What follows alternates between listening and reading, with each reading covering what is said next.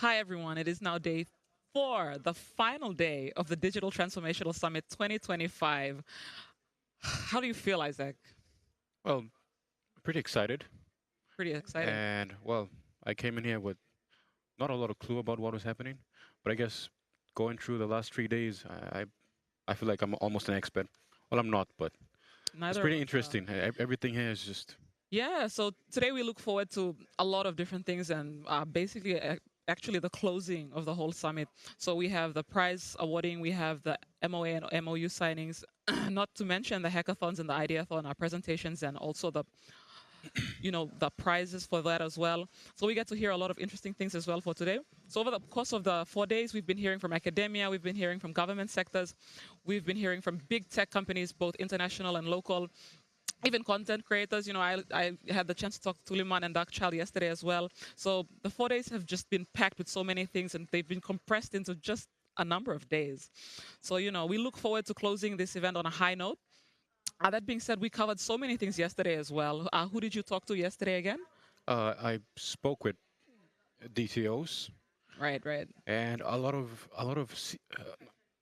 the exhibition booths. I kind of got their visions for and how they might contribute to the DTO digital transformation policy of Papua New Guinea, and I guess their role and their visions. Yeah. But yeah, the DTOs are I pretty saw you going interesting. around to the booths as well, to Well, yeah. different, there's so many different companies that are here as well. So Isaac had a chance to visit them as well. I also had a chance to talk to some DTOs, and the highlight of yesterday was the content creators also that I had spoken to. So again, so many things happened yesterday. So real quick, we just want to take a look at the highlights from yesterday so that you can understand the kind of conversations that we were involved in yesterday. So we'll just have a look at that.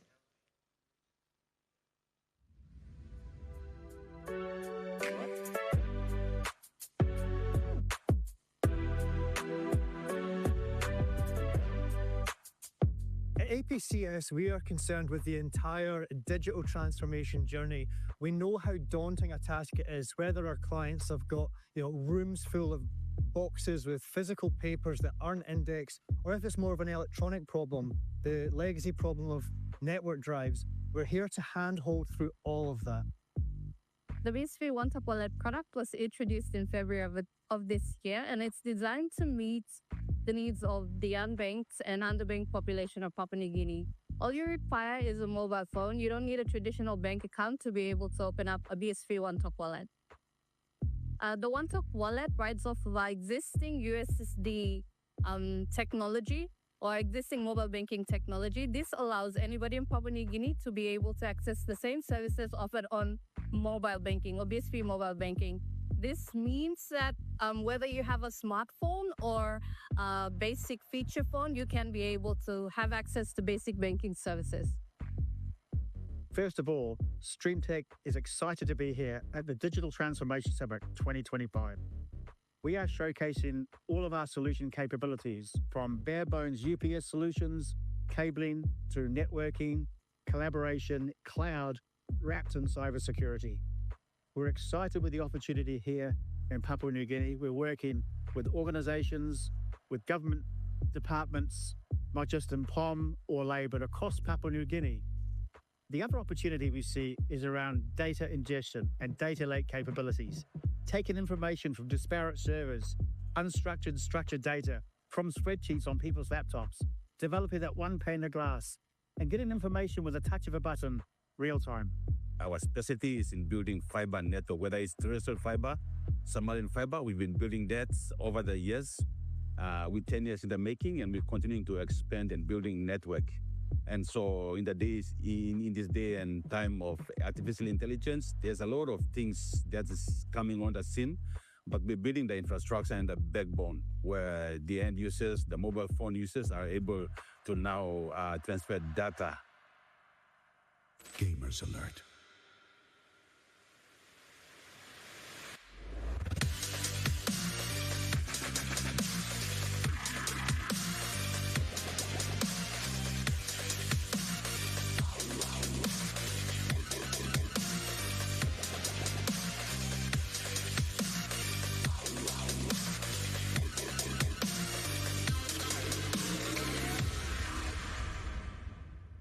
say hello. I am Mooney. I'm from Cold Assassins. We just played the summit, Ascend, and I think our most intense moment would have been when we got lobbied in the first round and we had to pick ourselves back up. There was definitely a pressured feeling trying to get ourselves back into the game. I think what you can bring from real life into this game is leadership. It took a while for us to get back into the groove and for someone to become a leader and pick up the momentum. And, because we were feeling defeated, I think it's important to have a leader that can guide you and pick you back up, especially pick up the team's emotion and atmosphere.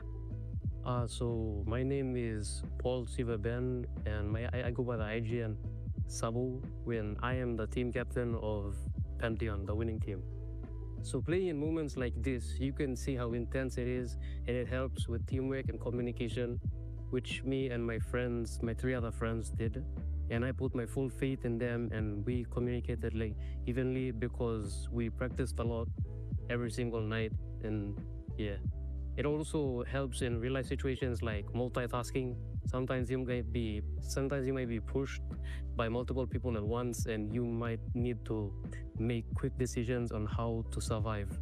Our kids' upbringing is determined by what's around them, and kids tend to fall on certain entertainments that they found amusing, and it helps them find a fit in society. Gaming is a form of entertainment that helps the kids stay indoors. It helps them build characteristics and traits that they don't usually exercise when they're out and about with their friends. We just want to say thank you to the government for inviting MW Gaming and the Quorum community as a whole to put us up on this platform to exercise and to showcase what we can do on this big stage. And it also shows that the kids here are well versed with the times in terms of technology. So we want to see more of this, and the only way we can have more of this is for the government to help support the gaming community, not only Call of Duty but other games as well, because the impact that they can do to society is a lot. Main plenary. Yuna Batamane.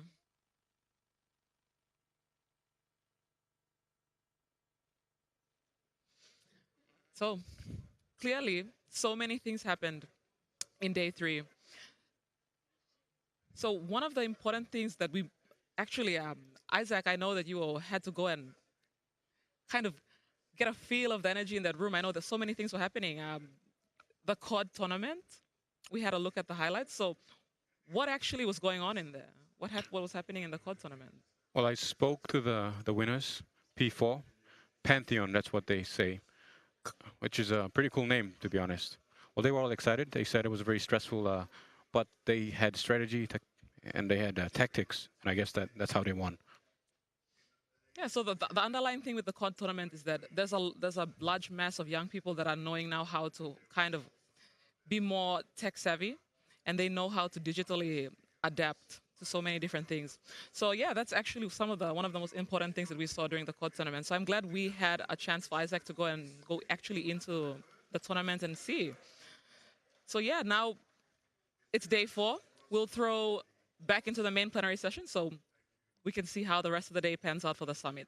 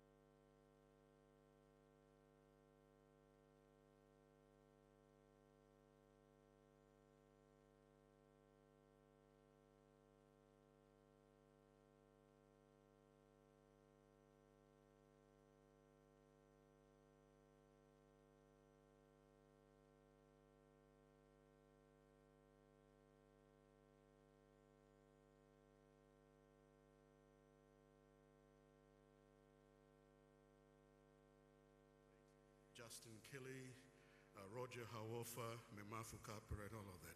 One of the fascinating things when we first introduced the FM service, Radio 2 with the NBC now became Kalang FM and now FM 100.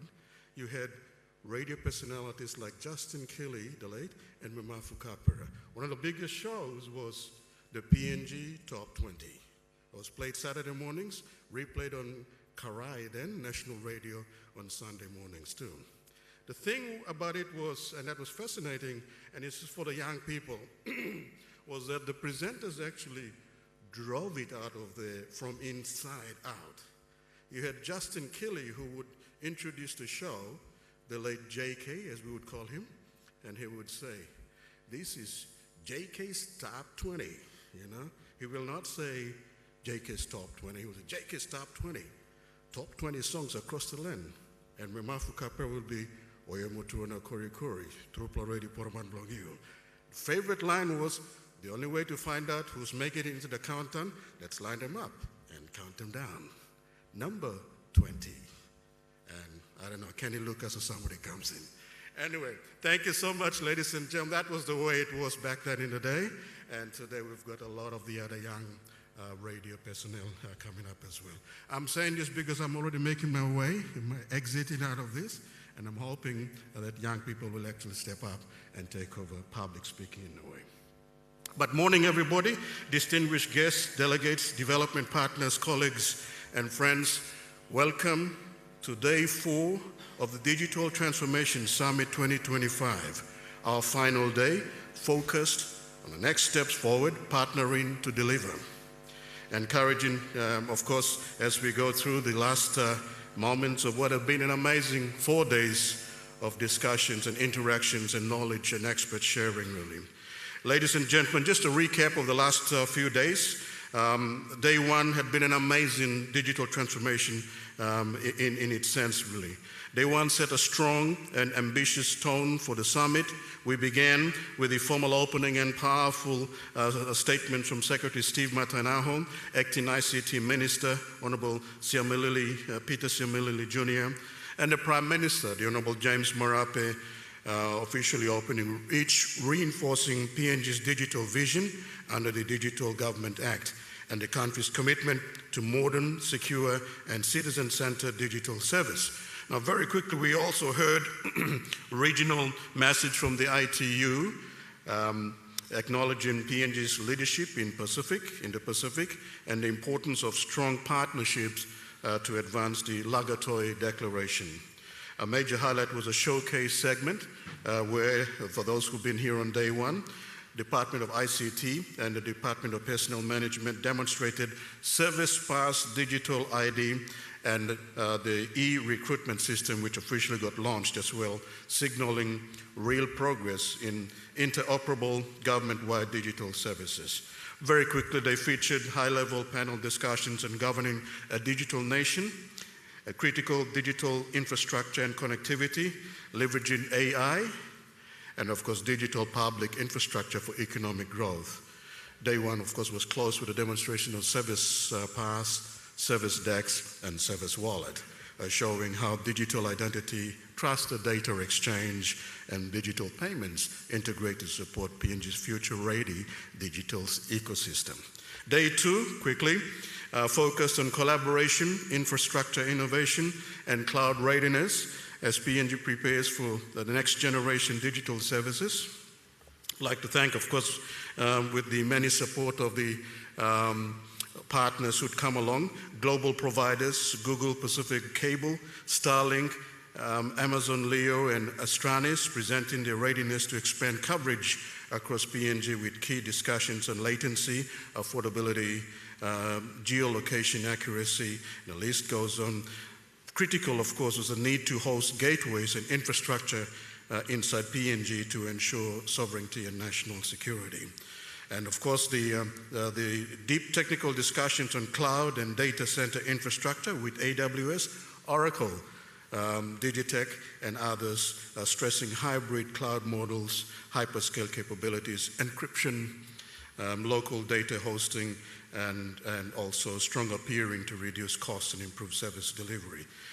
They too also explored AI and cybersecurity risks, zero trust frameworks, ISO-aligned compliance of government and industry, and strengthening PNG's national security and digital baseline. Overall, Day 2 highlighted PNG's path toward a resilient, sovereign, and modern digital backbone anchored in strong partnerships and implementing pathways. Yesterday, Day 3, that was actually a recap of the events that have taken place over the last 3 days. And Day 3, future gen inclusion and immersion. We have no idea what happened here, yes, with the youngsters coming in here. Day 3, a powerful celebration of youth, creativity, safety, and digital empowerment. Yesterday, our summit came alive with the full spirit of PNG's future gen. It was a day dedicated to skills, talent, and community inclusion across gaming, coding, safety, and innovation. We, of course, began with Code and Modern Warfare gaming competition, and, of course, the coding sessions with Oracle and the PNG ICT cluster, so emerging developers tackling real-world challenges.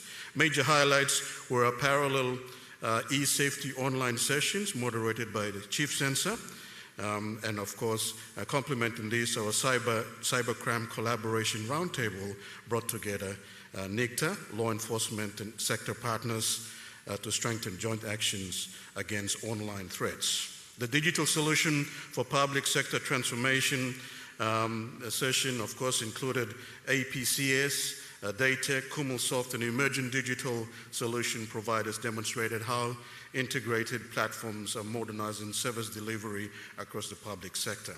And one of the most uplifting moments of the day came during the Inspire talk by content creators. And we had an amazing talent on the show yesterday. And of course, in a major announcement by the Department of ICT, we proudly introduced Darkchild and Tuliman as PNG's 2026 e-safety ambassadors. You've been following their videos now over the past few minutes. Their leadership, in fact, reach and passion for responsible digital citizenship marks a big step forward in promoting safety or safe online spaces for young people and the young country, of course, across the country. And, of course, ICT Act review, spectrum plan, and 5G roadmap, and incision, aligning reforms to the broader reset at 50 agenda, where Mr. Mobiha came in and wrapped it all up in a nice way with his presentation. Our partners from Queensland University of Technology inspired us further with a presentation on innovation and acceleration hubs. And of course, finally, the Digital Literacy and Digital Skills Roundtable, bringing together educators, youth partners, and industry leaders to emphasize lifelong learning, inclusion, and a need for a whole-of-society approach to digital skills development.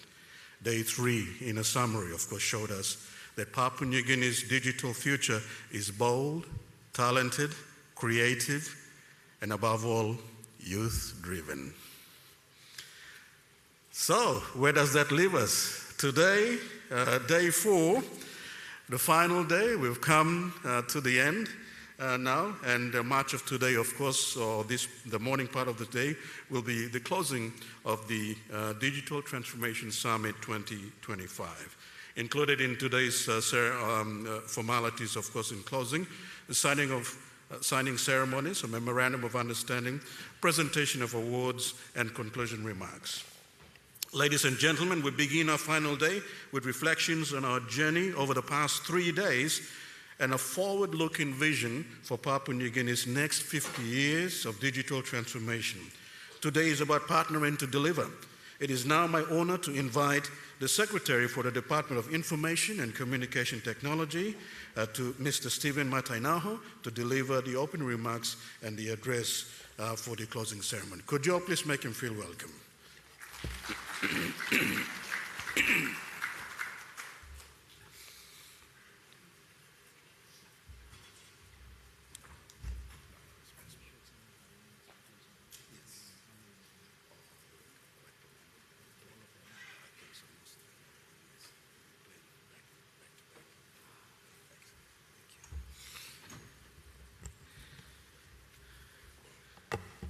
Good morning, everyone that have survived all the way to fourth day.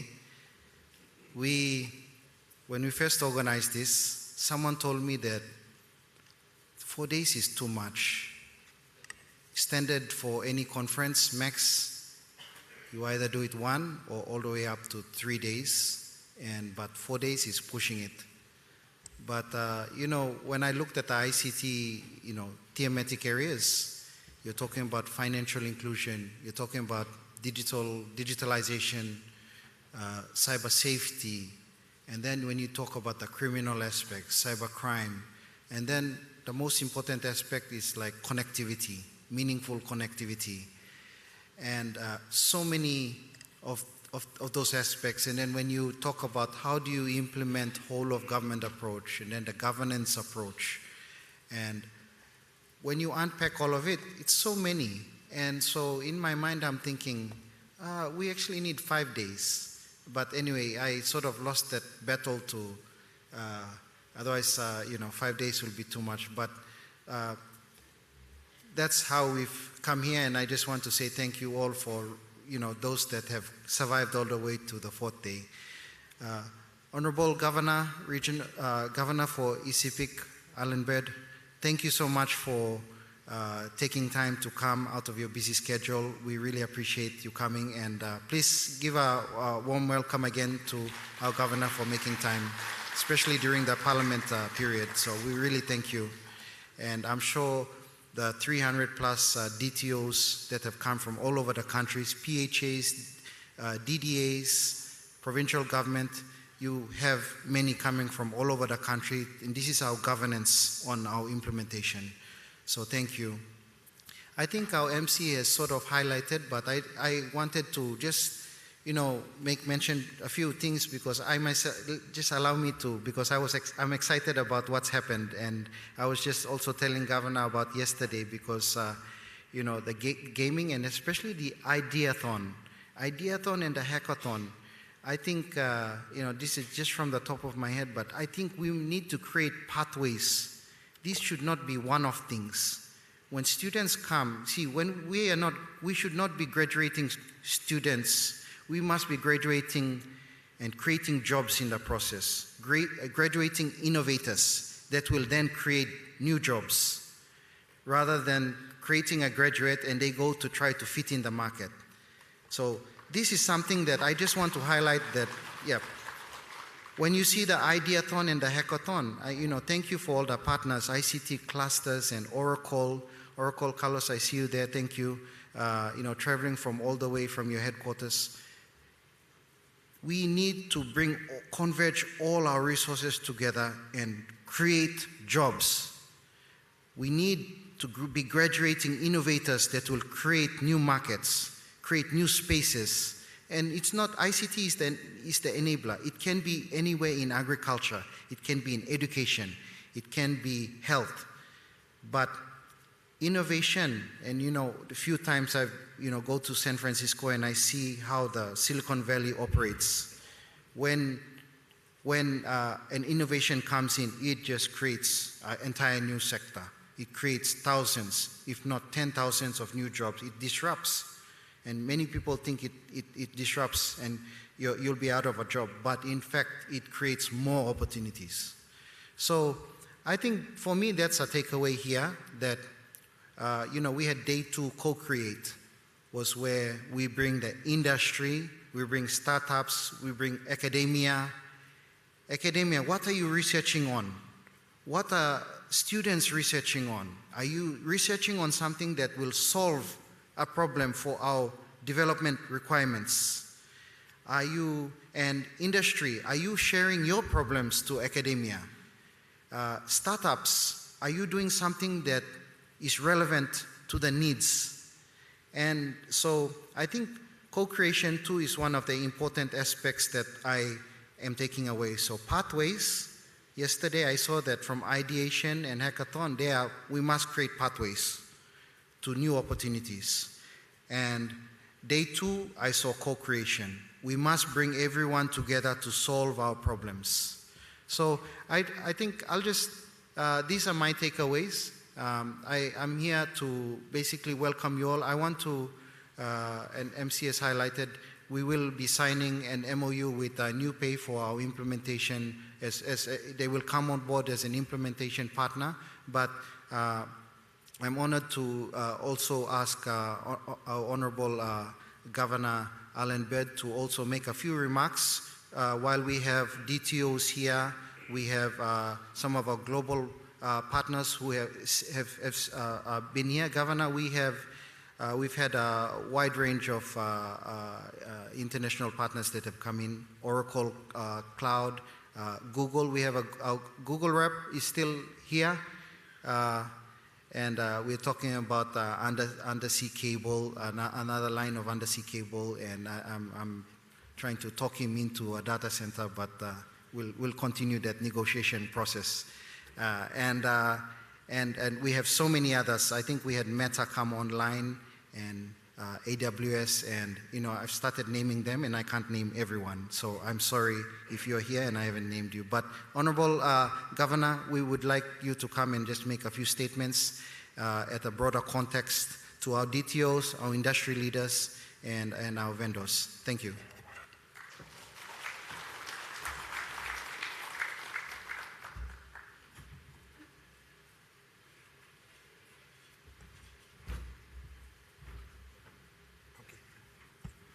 Thank you, Secretary. Good morning, everyone.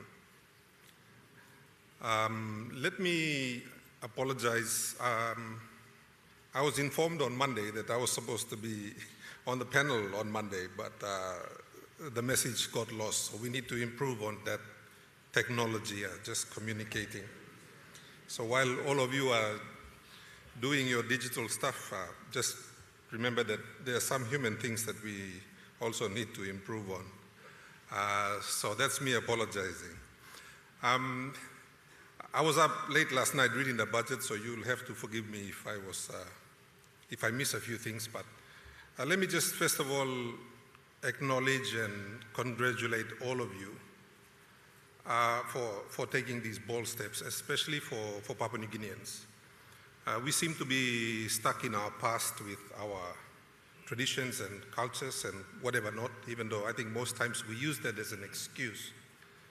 But I think it's really exciting to see young Papua New Guineans moving into fields that traditionally we would not.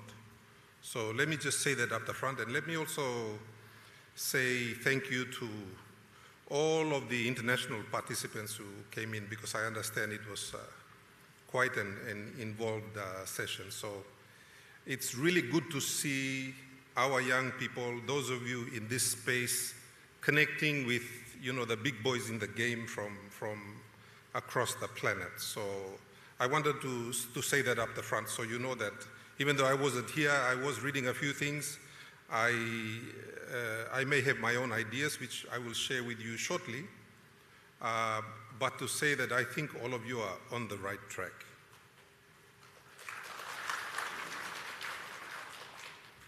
The world is changing, and it's changing in a lot of ways. Out of all the changes, I see that technology is changing the fastest. And so it's important for Papua New Guinea to not so much, for us, we have to catch up first. I mean, my province, as part of government, we still don't have emails. All of us are using Gmail for email. So that gives you an idea of how far behind some of us are in this country. So we kind of have to catch up while you are moving forward. And that demonstrates, I think, the significant gap between us and the rest of the world. It tells that story. So the work that many of you are doing representing your different organizations is critical. Not only must we catch up, but once we catch up, we have to try and be competitive, knowing that we are perhaps 20 years behind the rest of the world. So there's a lot of catching up to do, there's a lot of work that needs to be done, and all of you are, I think, in the forefront of that.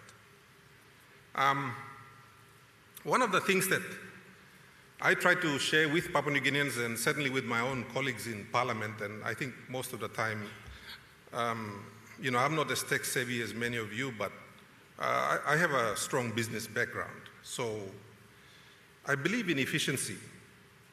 And you've heard me talk about, you know, the block grant system that I hope one day we will have the wisdom to adopt.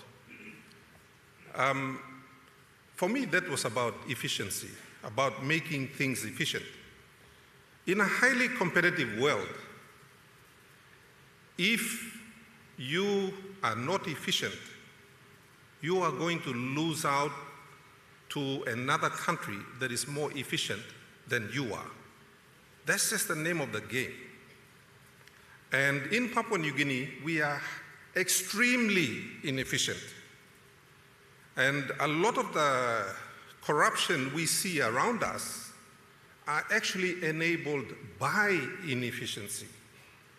Because the system is so inefficient, just for you to be seen, you need to pay someone before they'll even talk to you. So the extreme inefficiency across our country is actually fertile ground for corruption. Why am I saying this to you? I believe, personally, that technology has a lot of solutions, not just for inefficiency, but for corruption as well. And so for those of you sitting here today, and I know many of you are techno geeks or whatever you call yourselves, I think a lot of your work can have real-world applications and can actually help your country move forward. ICAC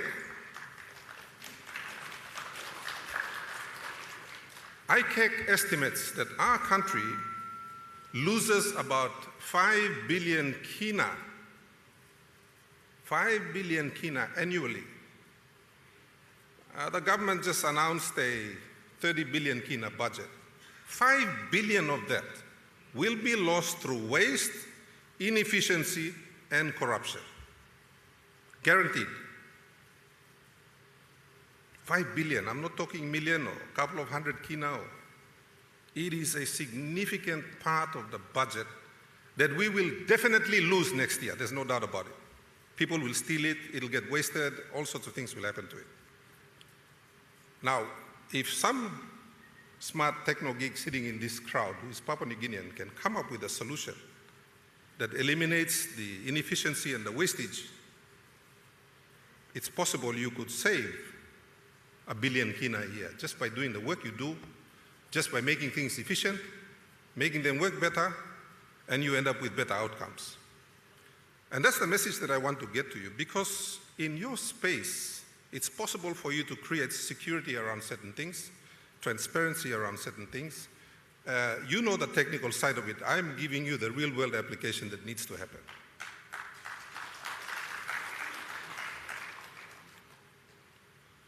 So for me, digital technology is going to do so many things for PNG, starting off with cost savings, bringing in efficiency, bringing in security.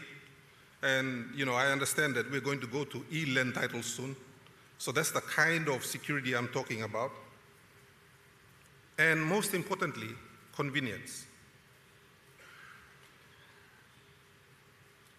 For me at home, I've been working with trying to come up with digital solutions since about 2020.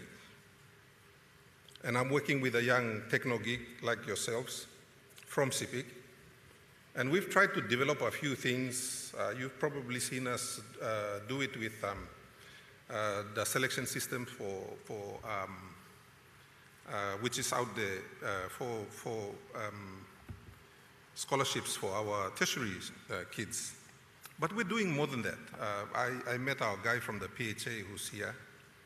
And one of the things we were thinking about in 2020, well, 2019, 2020, at the height of COVID-19,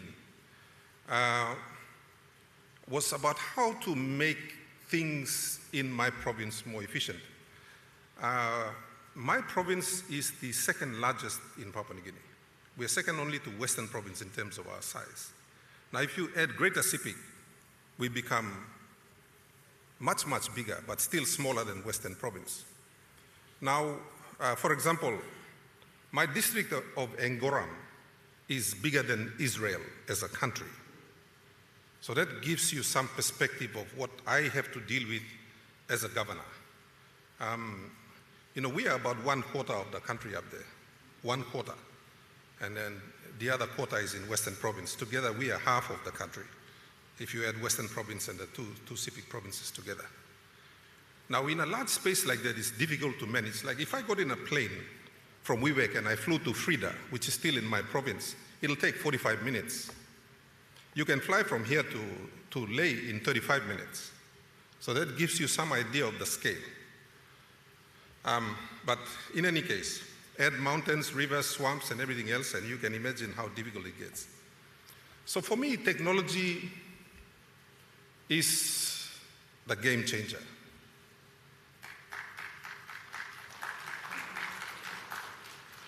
We started working with healthcare and trying to connect our very large province. Now, we don't have a lot of healthcare workers. The whole country is short of healthcare workers. So we've got to figure out how to get specialized medical care. Like, for example, if somebody turns up at the Ambunti level 4 hospital and we have a doctor there, and if that doctor cannot help, we've got about 45 doctors in Wewak. We've got to figure out, and Wewak, if you travel by river and then road from Ambunti to get to Wewak, it'll take you 6 hours. And you're still in the same province. It'll take you 6 hours. In 6 hours, someone could already die if you're not able to. And we, of course, have a river plane which shortens the travel time. However, if we can get a specialist doctor in Wewak talking to the doctor in Ambunti via a satellite link, then perhaps we can save that life or stabilize that life while the plane is going to pick up that person. So for us, it's not just some fancy, gadget that we would like to have. It will actually be life-changing if we can do these things properly. And so I went out in 2019 and bought 37 satellite dishes from Pacific. We installed them. They worked for about 6 months. Some are still working, some are not working. We're trying to get them working again. It's really difficult. So in terms of our thinking, we were thinking ahead of the technology back then. So when Starlink came along, I was like, that's what I need to make all of this work.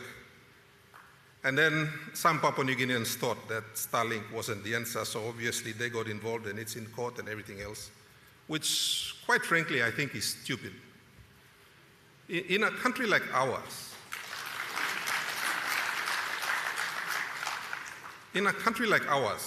you shouldn't just be thinking about money and profit and those sorts of things.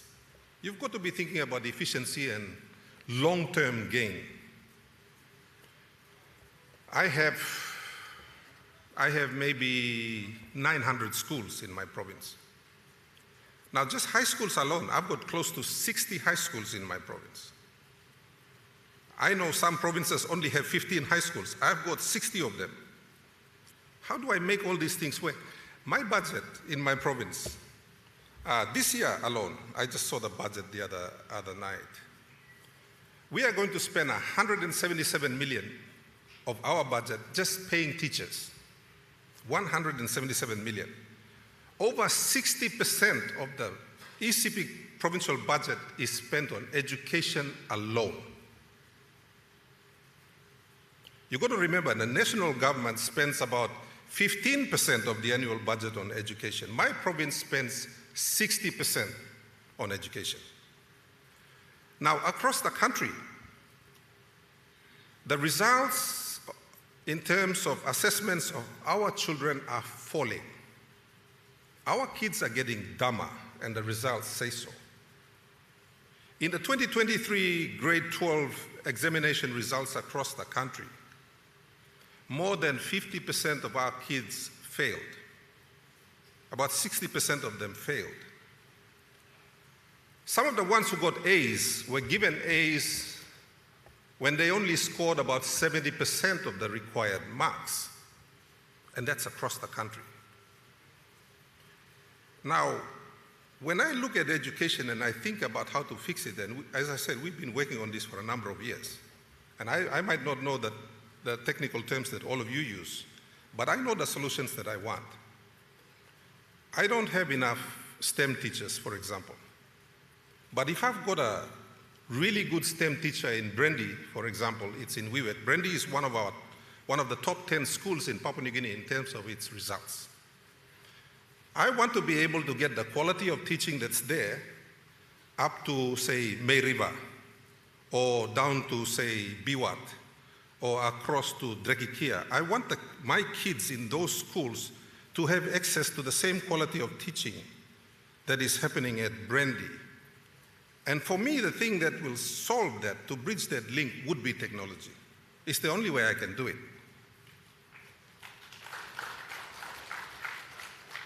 I have close to 6,000 teachers working across these 900 schools. Now, if 1,000 of those teachers are in Wewak, I have no way of telling that they are not in school teaching kids.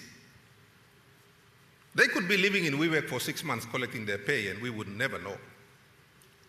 I need to figure out if these teachers are actually on station. And the only way I can do that is if I have a Starlink sitting on the school, so the teacher presses his thumbprint every time he turns up to teach, then I know that that teacher is actually in whatever the school is, Drekikia High School, or, up in May River Primary School. Right now, we don't know, and that is affecting. And this story of CIPIC is the story of Papua New Guinea. We have no idea, we are not tracking. When we put a child into elementary school, and by the time that child ends up in, say, grade 12, we have no idea what's happening in between. We have no idea what our kids are learning, if they're learning anything. And this, to me, is a problem. And it's a problem that's been going on for decades. And I honestly believe the solution is in technology.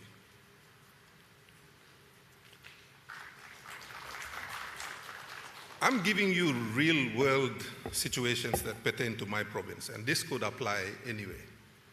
So what I've been working on, and I keep telling this smart young man about what I want to do, and he goes away and develops the code and everything else, and we try to do this. I'm hoping we'll launch in January. I told him, we either launch in January or we die. We must launch. So why am I telling you this story? I'm doing it because there are many times when I sit down and I just throw my hands in the air and I think, oh my God, we are such a dumb country, And it upsets me that we don't adopt some of these things which can actually help make us better as a collective and as us moving forward. I'm not trying to bitch too much, but I can do that in Parliament after I leave you. So health, education, commerce, as many of you know, I've got holdups all over my province at the moment, and that's because large amounts of cash are being moved in PMV trucks. Under the EU Straight program, we actually have a digital technology component there to try to develop some of these, maybe similar things to what all of you are working on, and trying to get things like financial inclusion. So we were working with people like My Bank, and when I say we, I mean the program. We were working with people like Mama Bank, and we ended up getting a lot of women and people, onto these financial inclusion things. Now, our problem is still connectivity, and I come back to Starlink. I hope someone is listening. Because we cannot connect all these people, they need to carry 100,000 kina in cash from Wewak to wherever they come from, and of course, mobile phones work on the highway, so some criminally inclined person is standing in WeWork, they see it, they text their friends who are up on the highway, next thing there's a hold-up, all sorts of things happen. And I'm hoping that with Starlink, we might be able to solve some of these problems. Anyway, these are just very gentle hints. There's so many things government can do, right? But they just don't. They sit on their hands or twiddle their thumbs or whatever it is they do. I'm in opposition, so I'm just doing my job.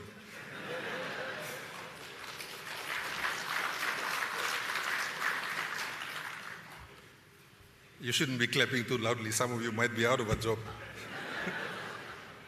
Anyway, I guess the point is many of our results are very poor across many, many aspects of our country. I'm just giving you some things that are sort of closer to home to where I'm operating from. But obviously, in terms of applications, in an inefficient country like ours, I think it's very, very fertile business environment for techno geeks like yourselves. I think there's immense opportunity for you to come up with real-world solutions and in fact, make some money from it, I think. So I've given you some ideas, and I hope I've got you thinking.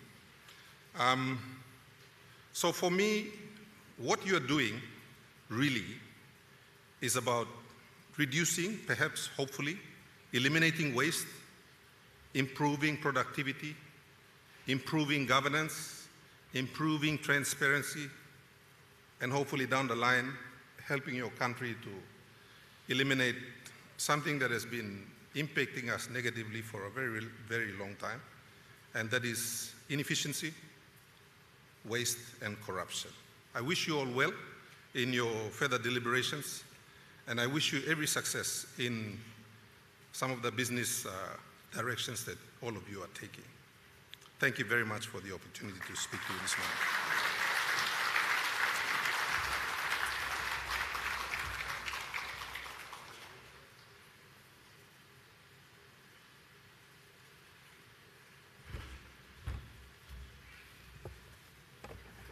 How about another round of applause for the Honourable Governor for East Sepik, provincial member, of course, the Honourable Alan Bird. He's on his way to Parliament. Now, can we thank him one more time as he makes his way out, ladies and gentlemen? I missed the times having chat with him on Talkback Radio, and you could see the emotions when we hugged each other. It's been a while. Anyway, thank you, Governor. As he's making his way out, ladies and gentlemen, we will be moving on with our program.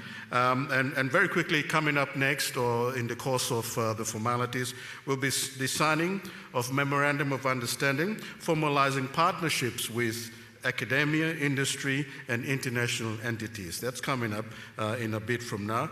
But for now, though, how lucky would you be if you won yourself an iPhone 16e? Ooh.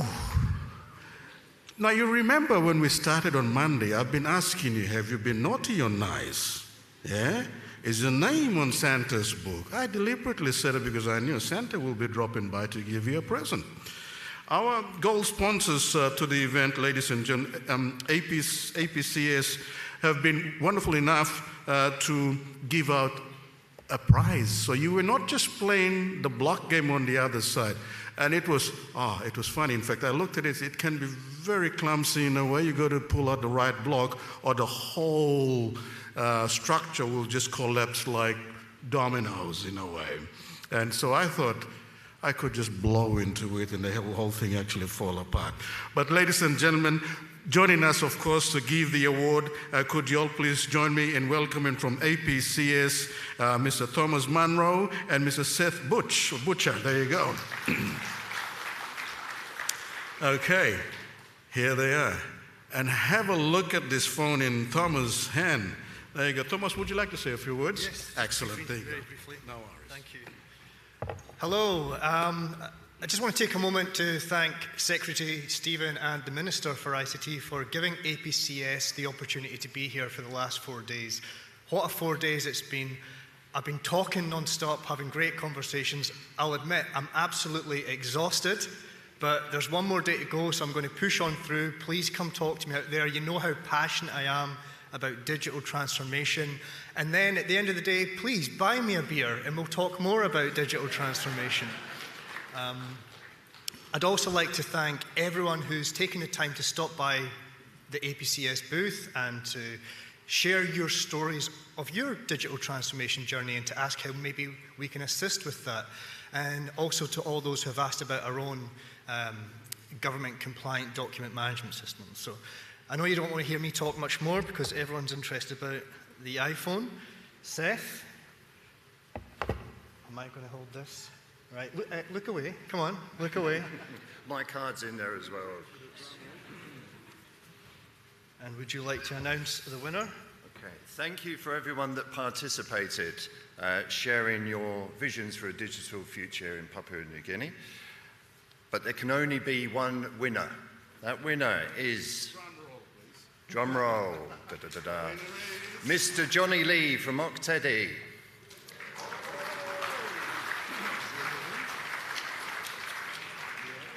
Is Johnny in the room? If Johnny's in the room, please come up. Let's give him a round of applause.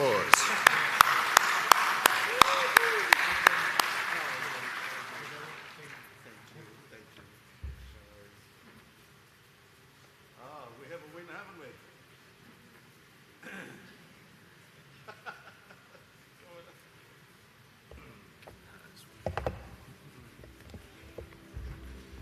Well done, we've got a winner.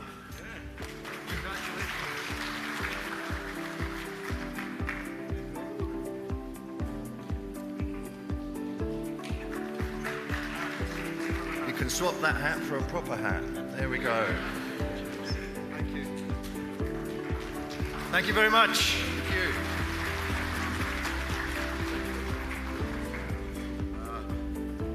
you. Wow, isn't he lucky? I was also asking her, can we do a redraw? Thank you so much, APCS, an excellent, absolute gold sponsors to the event as well, throwing off one iPhone 16A. He was a lucky winner walking off with it. I wonder what he's going to do with it. Wrap it up, give it to Mrs. maybe. Thank you so much. We're now going in for the Memorandum of Understanding, ladies and gentlemen. This part of the program, in fact, as I mentioned, we're just formalizing our partnerships with academia, industry, and international entities. And this part, the signing of the key partnership instruments that obviously will anchor long-term collaboration and shared delivery. These agreements reflect a collective commitment to strengthening digital governance, expanding academic partnerships, and building a truly digitally connected PNG. As a matter of fact, there were two memorandum of understanding that were to be signed now. One with the ABG, the Autonomous Bougainville Government. Apparently that will have to be put aside since our team from Bougainville is still trying to get on the plane here into Port Moresby, so we can understandably put that aside. But for now, though, the signing of the Memorandum of Understanding between the Department of ICT and New Pay.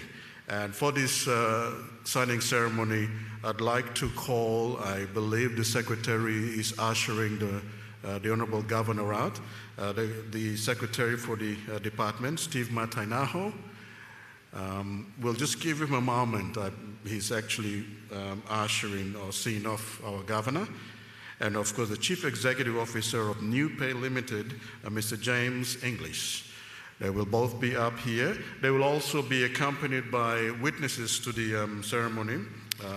From the department is the Deputy Secretary, Fleo Shongo, and of course from New Pay will be the Chief Technology Officer, Mr. Jason Kaczynski.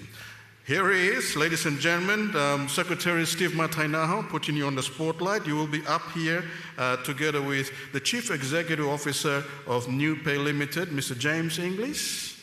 Yes? All right, come on now, gentlemen. Can we thank them as they walk up here? We'll be signing this Memorandum of Understanding with the department and New Pay. Can I also ask Deputy Secretary Policy and Emerging Technology, Mr. Fleo Shongo from the department. And of course, can I also call upon Chief Technology Officer Jason Kaczynski to be up front as well from New Pay. Thank you so much, gentlemen. Okay, and here we are. We're going to get straight into it in the signing of this. Like they say, put your signature on the dotted line. That's what they're going to do now. I like the signatures on a dotted line where it's a paycheck. This, in fact, is a long way to go in realizing a lot of good things in as far as technology goes and the partnerships with the government of PNG for the people of PNG. Okay. And we have both witnesses to this as well, alongside the heads of the two organizations. Okay.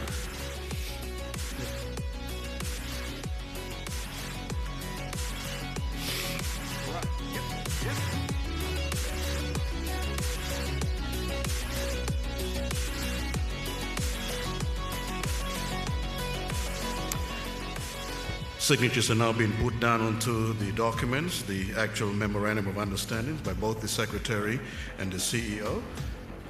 Okay.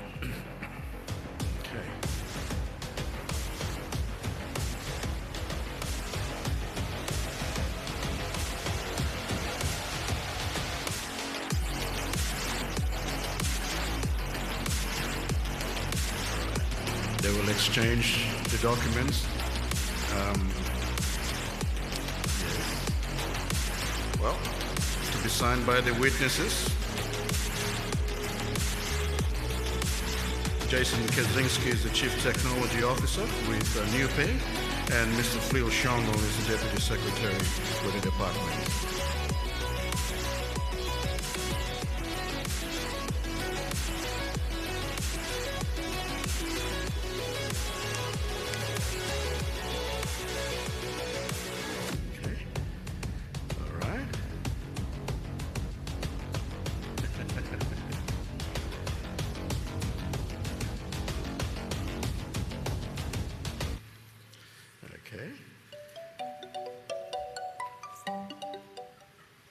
A duplicate of this is, in fact, it will be signed off by principal signature holders and, of course, our witnesses.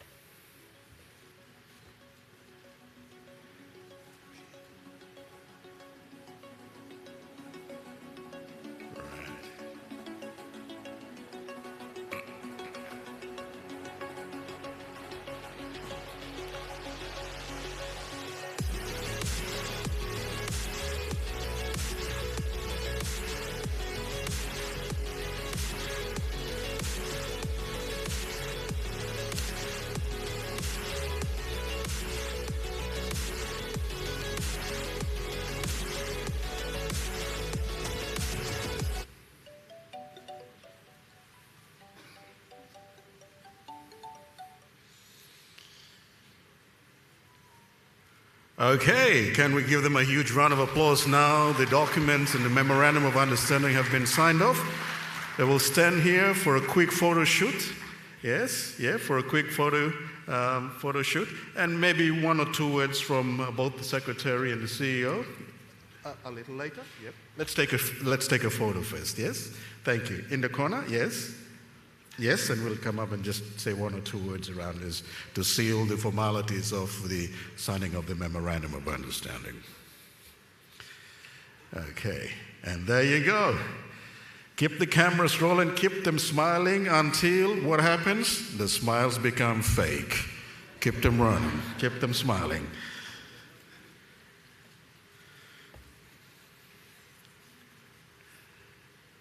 Excellent. Thank you so much. Gentlemen, all right. Would you like to say a few words, one or two? Secretary, and of course, CEO. Let's start off with you, Secretary, Mr. Steve Matainaho.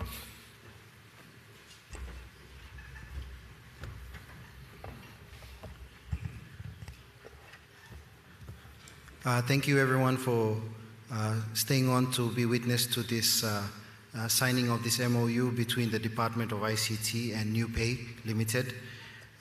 This MOU is with relation to fostering the collaboration on generative AI and initiatives across government. as we start to spread out our implementation arms within both the public and private sector. We are starting to bring on board all those that can support in the implementation of digital transformation and, for that matter, the digital government agenda. So we're very grateful to have on board NewPay to start to look and explore. As you may be aware, NewPay is already initiated a number of generative AI use cases within government, and this MOU intends to explore cooperation in that area and identify additional use cases. So grateful to have this partnership, and we're hoping to see more adoption of use cases of Gen AI across government. Thank you.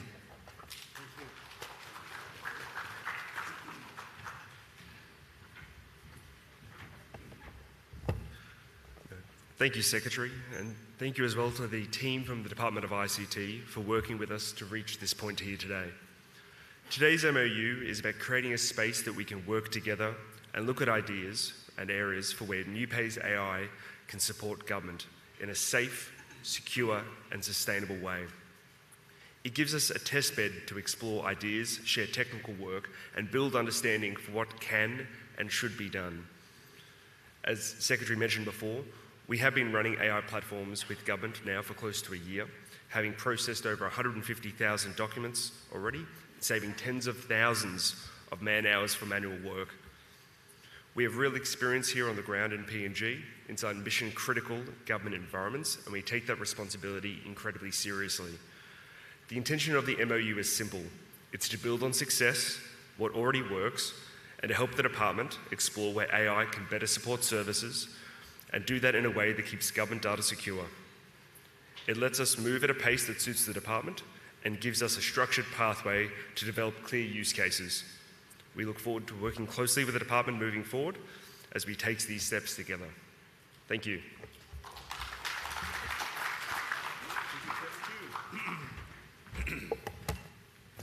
Thank you very much, gentlemen. That was quick and swift as well. Can we thank one more time Chief Executive Officer, NewPay Limited, Mr. James English, and of course Secretary Matainaho from the Department of ICT. Also witnesses were the Deputy Secretary Fleo Shongo and Chief Technology Officer Jason Kaczynski. Can we thank them, of course, ladies and gentlemen, for the signing of the Memorandum of Understanding. Thank you, gentlemen. And ladies and gentlemen, on that note, I believe tea is ready. Okay, and okay, so we're going to break for morning tea, and when we come back, we've got some awards to give away and the rest of the closing ceremony as well. Does it sound like a good idea? We go for tea now? Thank you so much, I agree. I mean, I can see the agreement in everybody's faces. Let's go for a quick tea, and we'll be back, and we should close up by midday today for what has been an amazing 4 days of the Digital Transformation Summit. Thank you so much, ladies and gentlemen. Okay.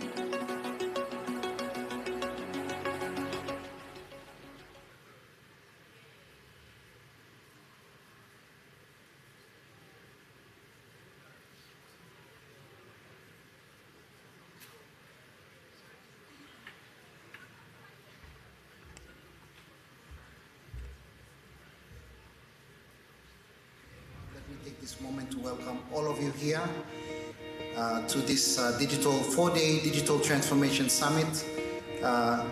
You're here to engage, network, co-create, and contribute to the implementation of our digital transformation policy. So with that, welcome everyone. 50 years ago, we were on our own. 50 years later, we have remained one people, one nation, one country, under one democratic constitution, where rule of law is our main enabler that holds all of us together, and our Christian faith that includes our so much diversity. ICT will drive us into merit-based society, will drive us into efficient workforce, will drive us into a better performing and efficient, accountable economy.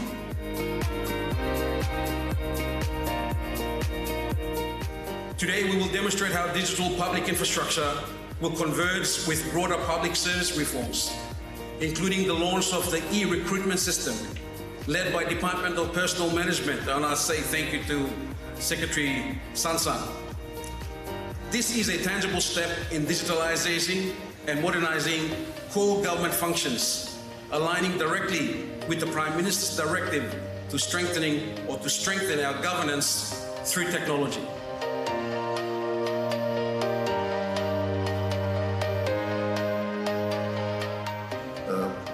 Major focus then, and remains my focus, is to grow economy to above a 200 billion economy. The rationale is simple. Our population is bigger. We need that size of our economy to sustain the people and the economy that feeds our people.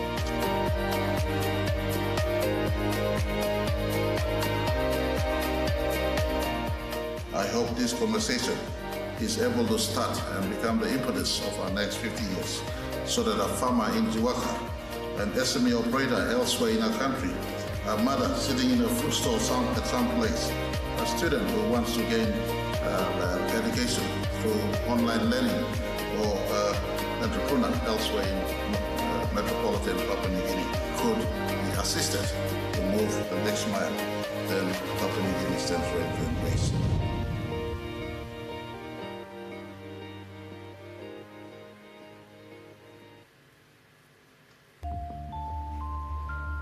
Hey, look down. Oh.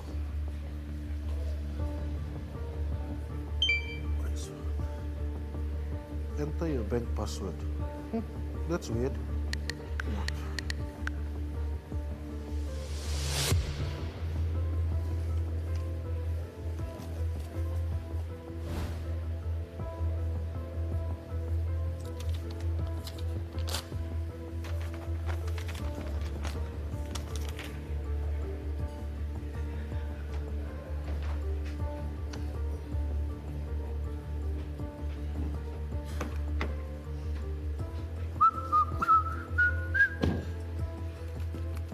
Another one falls for the bait. Enter. Hey! Soy! Phishing is a cyber attack where a criminal uses fake QR code to secretly send you to a malicious website that steals your private information. This awareness is brought to you by the Government of Papua New Guinea, delivered through the Department of Information and Communication Technology.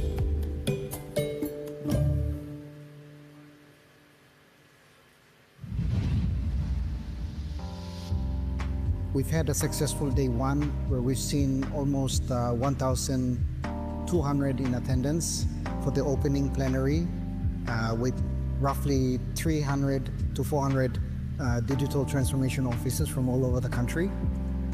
And we've also had a convergence of academia, researchers, students, vendors, startups, and in the corporate space, in industry, and of course the digital transformation officers, and of course youth as well. We're very excited to be part of DTS 25. Very happy and honored to be invited here by Minister of ICT, by Secretary Stephen Matanaho. The event has been action-packed. Over 1,000 delegates have been here. and we've had fruitful, very insightful conversations. The idea behind the hackathon is to provide solutions to common day problems within PNG on accessing infrastructure, accessing ID, and to help the younger crowd actually learn about improving the country and making sure that they take their elders with them on this journey. It's a young person's game at the moment, where it's all about technology, but the older generation need to be part of this transition as well. As part of the digital transformation, the Department of ICT has decided to launch and introduce this solution that basically automates the process. So this automation reduces the process of approval by 90%. The main objective of this Ideathon is to identify and test the new use cases of Service Pass across various sectors, which includes agriculture, education, healthcare, and others. The objective today is sort of to co-create, bring everyone together, understand each other's needs, understand each other's inputs and outputs, and start to create solutions, digital government and digital transformation solutions for the country. Oracle Cloud is going to be here.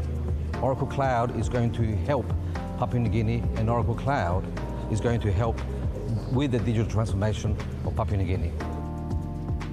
So as I was saying to a number of people, that your ministers talked about the 100th birthday of this country. What my vision is that on the 100th birthday, these ideas that are being fruition, I want these kids to tell their grandchildren, this was my idea that improved the country. That's how the enthusiasm that we want to put into this.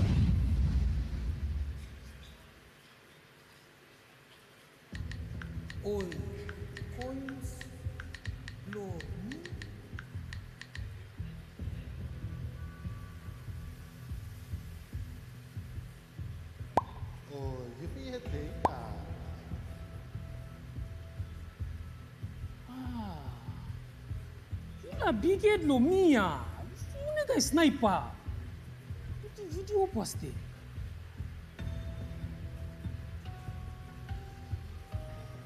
Biged lo mia.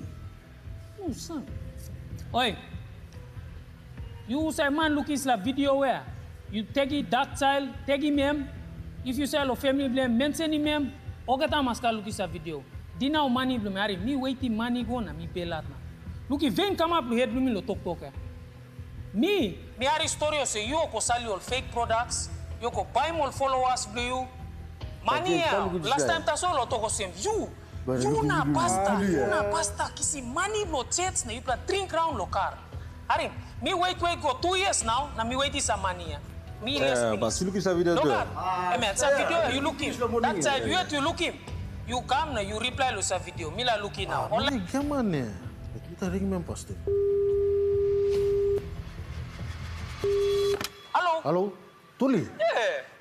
So, you want to video you post online, no man, no bagar up missed up. Sorry, me no mean you brought. No, them you wrong now. You say it was Section 21 of the Cybercrime Code 2016. I'm told Tambu truly you come to pass your crowds online. And defamation of character. You make it normal less to make it business on the me. Because you want something you no problem to me. Now you talk about me want the pasta. Pasta man call to me. No, man call to me too. Man call to me. Oh, you are ma. Ready on the lawyer na staff. Sa 10 kina din na umigat luyo ya. Now boy buy me combat season 25,000 kina. Hello. Be mindful online. Defamation or defamative publication is a crime under the Cybercrime Code Act 2016. Always think before you post or comment on social media. What you say online can harm others, and it can also have legal consequences. Let's promote respectful and responsible online communication in Papua New Guinea. This awareness is brought to you by the Government of Papua New Guinea, delivered through the Department of Information and Communication Technology in partnership with the Royal Papua New Guinea Constabulary.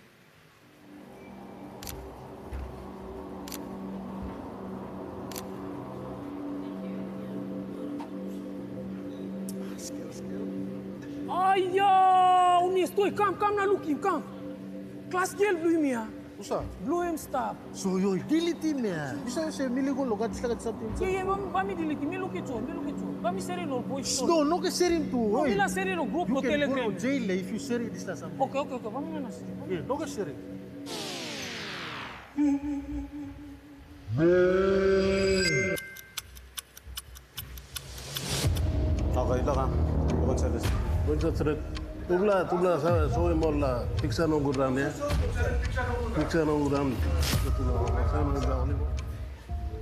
or posting pornographic content online is a crime under the Cybercrime Code Act 2016. This includes sending such material through social media, email, or messaging. Be responsible with what you share. Protect yourself, your family, and our community values. This awareness is brought to you by the Government of Papua New Guinea, delivered through the Department of Information and Communication Technology in partnership with the Royal Papua New Guinea Constabulary.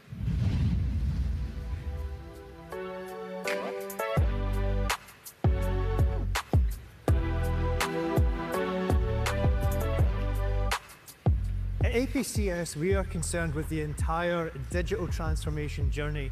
We know how daunting a task it is, whether our clients have got rooms full of boxes with physical papers that aren't indexed, or if it's more of an electronic problem, the legacy problem of network drives. We're here to handhold through all of that. The BSP One Top Wallet product was introduced in February of this year, and it's designed to meet the needs of the unbanked and underbanked population of Papua New Guinea. All you require is a mobile phone. You don't need a traditional bank account to be able to open up a BSP One Top Wallet. The One Top Wallet rides off of our existing USSD technology or existing mobile banking technology. This allows anybody in Papua New Guinea to be able to access the same services offered on mobile banking or BSP mobile banking.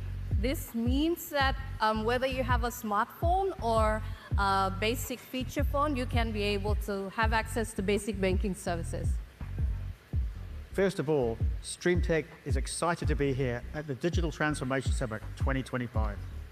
We are showcasing all of our solution capabilities, from bare bones UPS solutions, cabling, to networking, collaboration, cloud, wrapped in cybersecurity. We're excited with the opportunity here in Papua New Guinea. We're working with organizations, with government departments, not just in POM or Lae, but across Papua New Guinea. The other opportunity we see is around data ingestion and data lake capabilities, taking information from disparate servers, unstructured, structured data from spreadsheets on people's laptops, developing that one pane of glass, and getting information with a touch of a button, real time. Our specialty is in building fiber network, whether it's terrestrial fiber, submarine fiber. We've been building that over the years, with 10 years in the making, and we're continuing to expand and building network. And so in this day and time of artificial intelligence, there's a lot of things that is coming on the scene, but we're building the infrastructure and the backbone where the end users, the mobile phone users, are able to now transfer data. Gamers alert.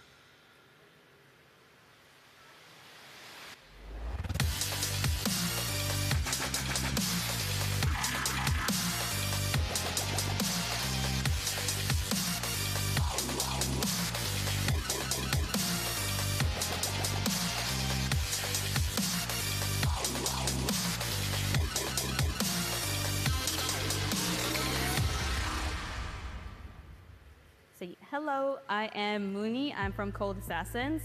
We just played the Summit, Ascend, and I think our most intense moment would have been when we got lobbied in the first round and we had to pick ourselves back up. There was definitely a pressured feeling trying to get ourselves back into the game. I think what you can bring from real life into this game is leadership. It took a while for us to get back into the groove and for someone to become a leader and pick up the momentum, and because we were feeling defeated, I think it's important to have a leader that can guide you and pick you back up, especially pick up the team's emotion and atmosphere. So my name is Paul Siva-Ben, and I go by the IGN Sabu, when I am the team captain of Pantheon, the winning team. So playing in moments like this, you can see how intense it is, and it helps with teamwork and communication, which me and my friends, my 3 other friends did. And I put my full faith in them, and we communicated like evenly because we practiced a lot every single night, and yeah. It also helps in real-life situations like multitasking. Sometimes you might be pushed by multiple people at once, and you might need to make quick decisions on how to survive. Our kids' upbringing is determined by what's around them, and kids tend to fall on certain entertainments that they found amusing, and it helps them find a fit in society. Gaming is a form of entertainment that helps the kids stay indoors. It helps them build characteristics and traits that they don't usually exercise when they're out and about with their friends.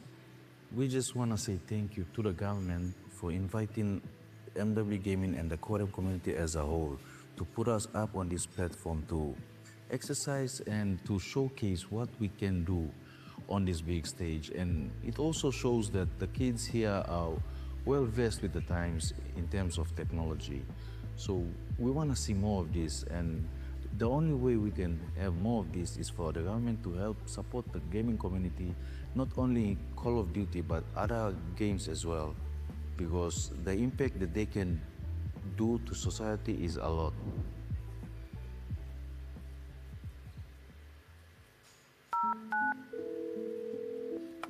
Hello? Oi! Yeah? Me just looking message blue now where? Okay, you la break up on me. Yeah, na ba me gana? Wind blow you, you go. Enjoy. But me like him all money blow me, me spend it blow you ya. Now family blue, me like your money I come back again. You buy pa man blow me ni TikTok ko. Ito lo wana something. You wanna kain man? You think him's a night or photo blue me? Iba upload him. So ma you so threatening mo marry. Okay. Good luck. Go enjoy on the new man blue. Enjoy. Yeah, na me pa go. Buy me. Buy end up on Facebook ya. Blow him stop ya. Please no can make him sa kain. Please you la pagarapi reputation blow me. Me trust him you na or something been come up. Please. But me upload him all. Me talk. But me upload him all. Money blow me come. Hurry up. Mo se tsolem. Kisi photo blow girlfriend blow me na. Me share na or family blame. Kisi me gam lucky me lo sele. Mo se talk sextortion. Na you how you come? Me am also defamation of character. Me troubles ala foul neklo. Ala bagay na lucky me. This awareness is brought to you by the Government of Papua New Guinea, delivered through the Department of Information and Communication Technology in partnership with the Royal Papua New Guinea Constabulary. Let me take this moment to welcome all of you here to this 4-day Digital Transformation Summit. You are here to engage, network, co-create, and contribute to the implementation of our digital transformation policy. So with that, welcome everyone. 50 years ago, we were on our own. 50 years later, we have remained one people, one nation, one country, under one democratic constitution, where rule of law is our main enabler that holds all of us together, and our Christian faith that glues our so much diversity. ICT will drive us into merit-based society, will drive us into efficient workforce, will drive us into a better performing and efficient, accountable economy.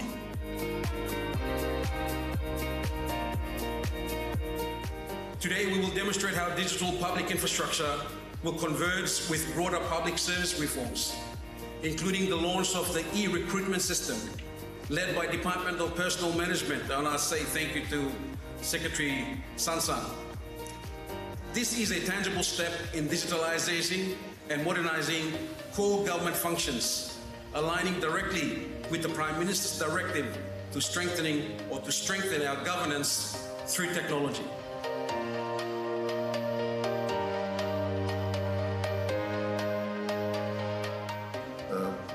Major focus then, and remains my focus, is to grow economy to above a 200 billion economy. The rationale is simple. Our population is bigger. We need that size of our economy to sustain the people and the economy that feeds our people.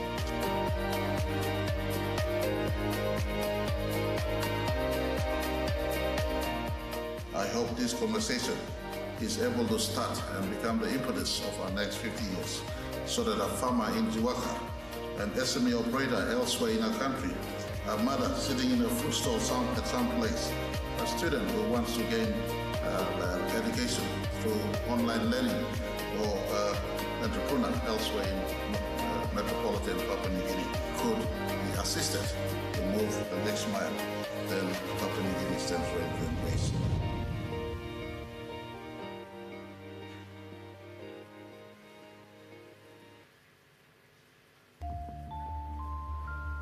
Hey, look down. Oh.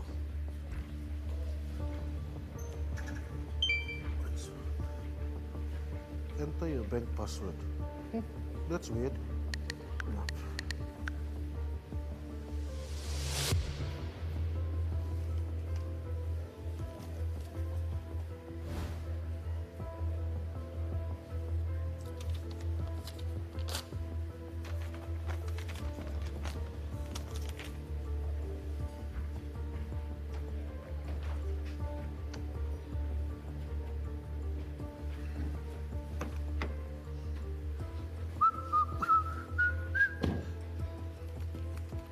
Another one falls for the bait. Enter. Hey! Soy! Phishing is a cyber attack where a criminal uses fake QR code to secretly send you to a malicious website that steals your private information. This awareness is brought to you by the government of Papua New Guinea, delivered through the Department of Information and Communication Technology.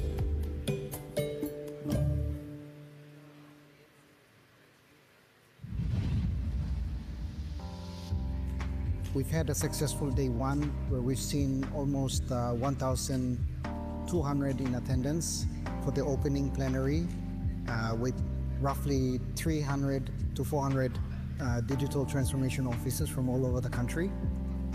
And we've also had a convergence of academia, researchers, students, vendors, startups, and in the corporate space, in industry, and of course the digital transformation officers, and of course youth as well. We're very excited to be part of DTS 25. Very happy and honored to be invited here by Minister of ICT, by Secretary Stephen Matanaho. The event has been action-packed. Over 1,000 delegates have been here, and we've had fruitful, very insightful conversations. The idea behind the hackathon is to provide solutions to common day problems within PNG on accessing infrastructure, accessing ID, and to help the younger crowd actually learn about improving the country and making sure that they take their elders with them on this journey. It's a young person's game at the moment, where it's all about technology, but the older generation need to be part of this transition as well. As part of the digital transformation, the Department of ICT has decided to launch and introduce this solution that basically automates the process. So this automation reduces the process of approval by 90%. The main objective of this Ideathon is to identify and test the new use cases of CyberCX across various sectors, which includes agriculture, education, healthcare, and others. The objective today is sort of to co-create, bring everyone together, understand each other's needs, understand each other's inputs and outputs, and start to create solutions, digital government and digital transformation solutions for the country. Oracle Cloud is going to be here. Oracle Cloud is going to help Papua New Guinea, and Oracle Cloud is going to help with the digital transformation of Papua New Guinea.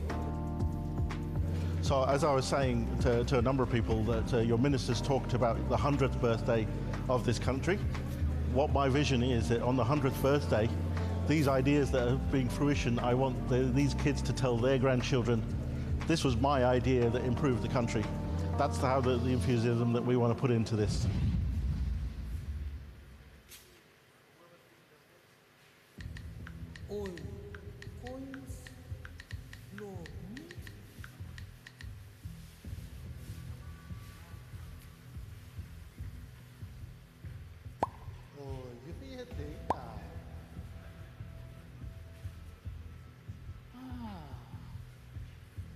Biged lo mia. Una guy sniper.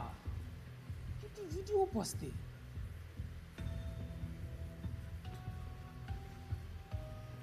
Biget bumi. No son. Oi. You say man look is la video where you take it that child, take him mem. If you say a family blame, mention him mem. Ogata maska look is a video. Dina money blame ari me waiting money go na me pay lat na. Look if vein come up to head blame lo talk. Me are story say you ko sell your fake products, you ko buy more followers blue you. Money last time ta solo to ko same you. You na pasta kisi money lo chance na you pla drink round lo car. Arim, me wait go 2 years now, na me wait is a money. Me yeah, but you look at video. Look at, man, sa video you look him. That side you look him. You come na you reply lo sa video. Me la look now. Online kaman ne. Kita ring mem poste. Hello. Hello. Tuli. Yeah. So you muna kay video you post online no man ko pagara pa mistap. Sorry, me no mean you brought. No, them you wrong now. You say to section 21 of the Cybercrime Code 2016 I'm to tambu true you come na was your crowds online. I'm defamation of character. You make it normal less to make a business on them me because you want something you no problem to me. Now you to say me want the pasta. Pasta man call to me. No, man call to me too. Man call to me. Oh, you are ma. Ready on pa lawyer na staff. Sa 10 kina din na umigat liu ya. Now boy buy me combat section 25,000 kina. Hello. Hello. Be mindful online. Defamation or defamative publication is a crime under the Cybercrime Code Act 2016. Always think before you post or comment on social media. What you say online can harm others, and it can also have legal consequences. Let's promote respectful and responsible online communication in Papua New Guinea. This awareness is brought to you by the Government of Papua New Guinea, delivered through the Department of Information and Communication Technology in partnership with the Royal Papua New Guinea Constabulary.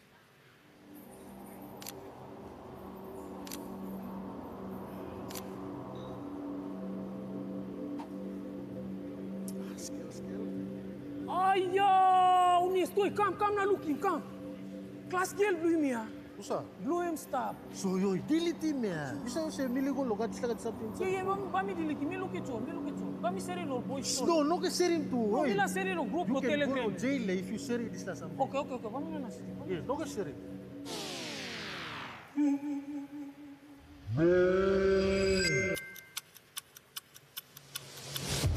Okay, ito ka.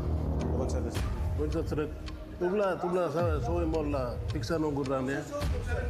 Picture no guram. Sharing or posting pornographic content online is a crime under the Cybercrime Code Act 2016. This includes sending such material through social media, email, or messaging. Be responsible with what you share. Protect yourself, your family, and our community values. This awareness is brought to you by the Government of Papua New Guinea, delivered through the Department of Information and Communication Technology in partnership with the Royal Papua New Guinea Constabulary.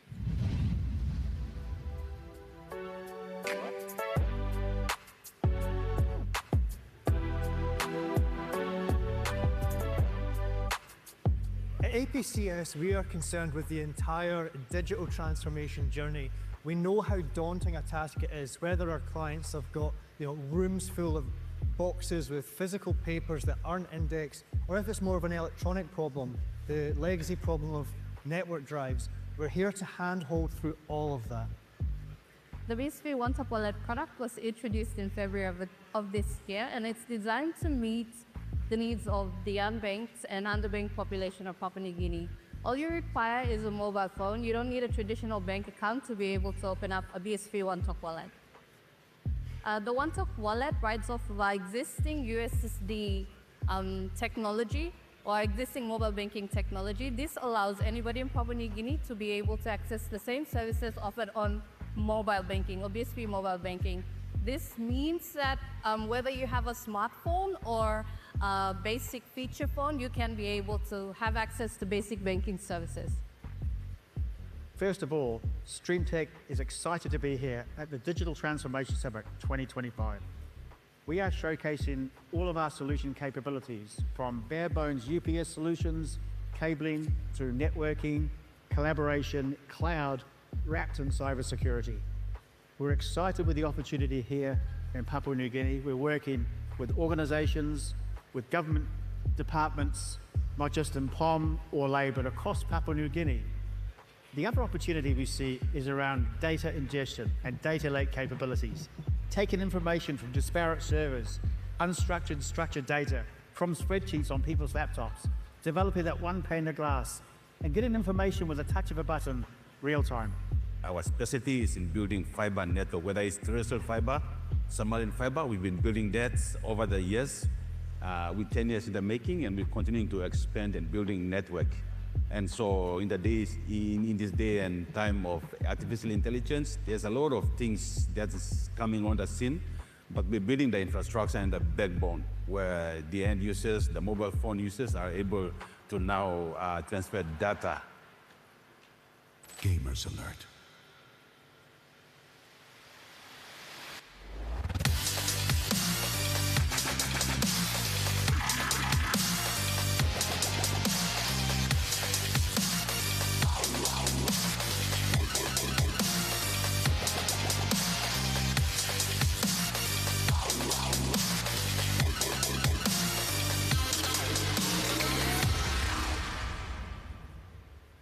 Hello, I am Mooney. I'm from Cold Assassins.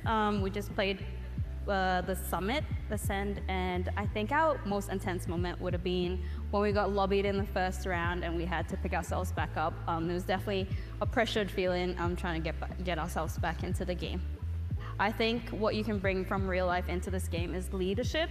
It took a while for us to get back into the groove and for someone to become a leader and pick up the momentum, and because we were feeling defeated, I think it's important to have a leader that can guide you and pick you back up, especially pick up the team's emotion and atmosphere.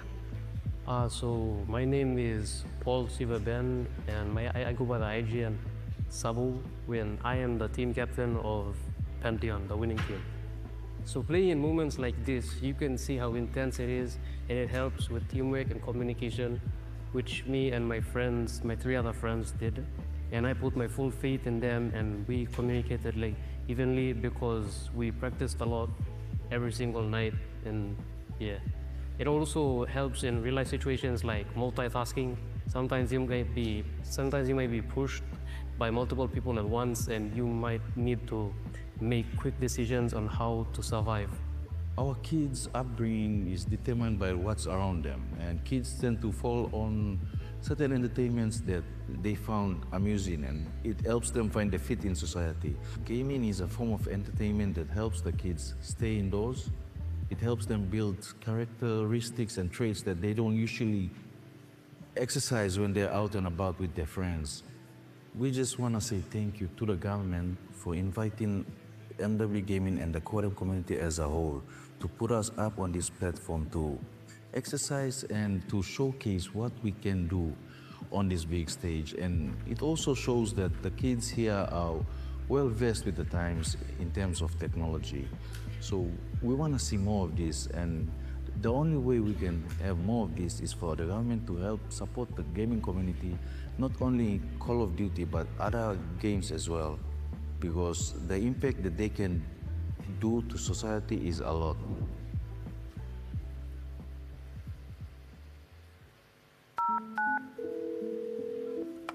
Hello? Oi! Yeah? Me just looking message blue now where? Okay, you la break up on me. Yeah, na ba me gana? Wind blow you, you go. Enjoy. But me like him all money blow me, me spend it you ya. Now family blue, me like your money come back. You buy pa man blow me ni TikTok ko. Ito lo wana something. You wanna kain man? You think him sa night al photo blue me? Iba upload him. Saya mau you sa threatening man Mary. Okay. Good plug. Go enjoy until you man blue. Enjoy. Yeah, na me ba go? Buy me. Buy end up on Facebook ya. Blow him stop ya. Please no can make him say. Please you la bagara reputation blow me. Me trust him you na. Or something can come up. Please. Ba me upload him all. Me talk. Ba me upload him all. Money blow me come. Hurry up. Monsieur Tsolem, kisi photo blo girlfriend blumian, mi serib na family blame kisi mi gam loki mi lo sel. Emo sa tok sex to sen. Na you how you come? Mi mulksimilo defamation of character. Mi tropa la foul neklo. Ala bagay no lokilo. This awareness is brought to you by the Government of Papua New Guinea, delivered through the Department of Information and Communication Technology in partnership with the Royal Papua New Guinea Constabulary. Let me take this moment to welcome all of you here to this four-day digital transformation summit. You're here to engage, network, co-create, and contribute to the implementation of our digital transformation policy. So with that, welcome everyone. 50 years ago, we were on our own. 50 years later, we have remained one people, one nation, one country, under one democratic constitution where rule of law is our main enabler that holds all of us together, and our Christian faith that glues our so much diversity. ICT will drive us into merit-based society, will drive us into efficient workforce, will drive us into a better performing and efficient, accountable economy.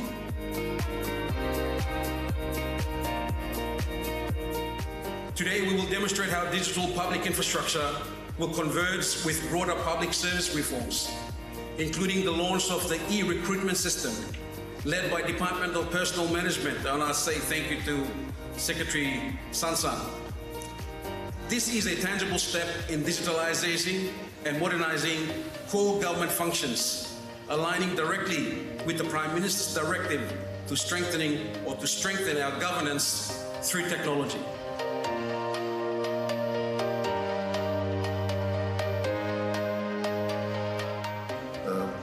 Major focus then, and remains my focus, is to grow economy to above a 200 billion economy. The rationale is simple. Our population is bigger.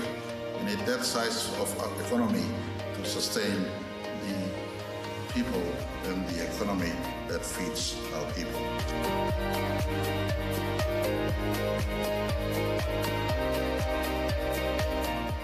I hope this conversation is able to start and become the impetus of our next 50 years, so that a farmer in Jiwaka, an SME operator elsewhere in our country, a mother sitting in a food store at some place, a student who wants to gain education through online learning, or an entrepreneur elsewhere in metropolitan Papua New Guinea could be assisted to move the next mile than Papua New Guinea stands ready to embrace.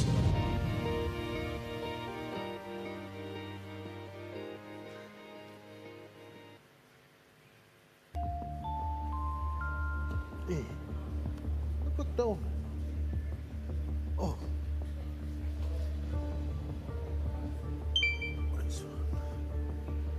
Enter your bank password. That's weird. No.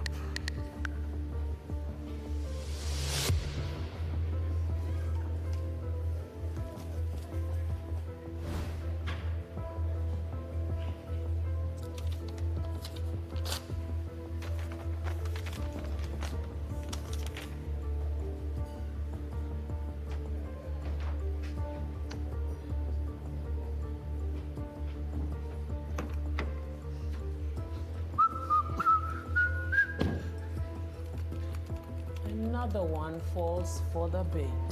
Enter. Hey! Soy! Phishing is a cyber attack where a criminal uses fake QR code to secretly send you to a malicious website that steals your private information. This awareness is brought to you by the Government of Papua New Guinea, delivered through the Department of Information and Communication Technology.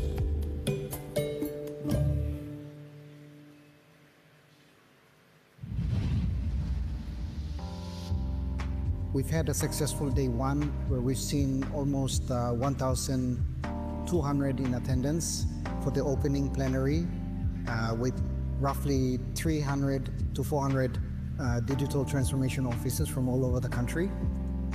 And we've also had a convergence of academia, researchers, students, vendors, startups, and in the corporate space, in industry, and of course the digital transformation officers. and of course youth as well. We're very excited to be part of DTS 25. Very happy and honored to be invited here by Minister of ICT, by Secretary Stephen Matanaho. The event has been action-packed. Over 1,000 delegates have been here, and we've had fruitful, very insightful conversations. The idea behind the hackathon is to provide solutions to common day problems within PNG on accessing infrastructure, accessing ID, and to help the younger crowd actually learn about improving the country and making sure that they take their elders with them on this journey. It's a young person's game at the moment, where it's all about technology, but the older generation need to be part of this transition as well. As part of the digital transformation, the Department of ICT has decided to launch and introduce this solution that basically automates the process. So this automation reduces the process of approval by 90%. The main objective of this Ideathon is to identify and test the new use cases of CyberCX across various sectors, which includes agriculture, education, healthcare, and others.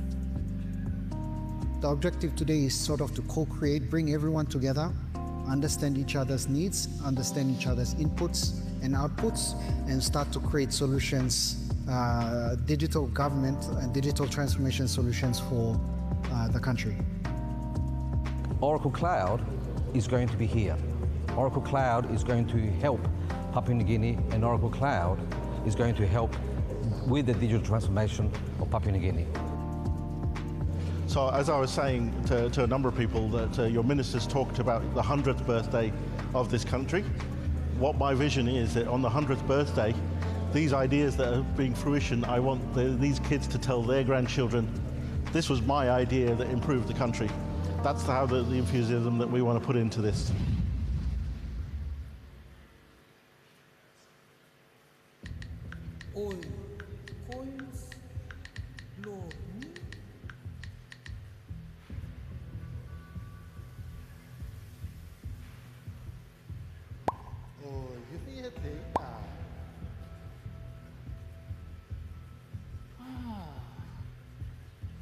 Biged lo mia. Una guy sniper.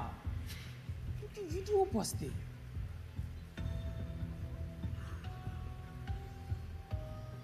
Biged lo mia. No son. Oi.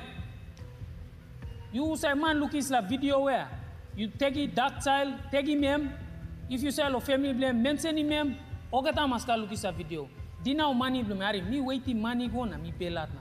Look if ven come up lo head blame lo talk. Me are story say you go sell your fake products, you go buy more followers blue you.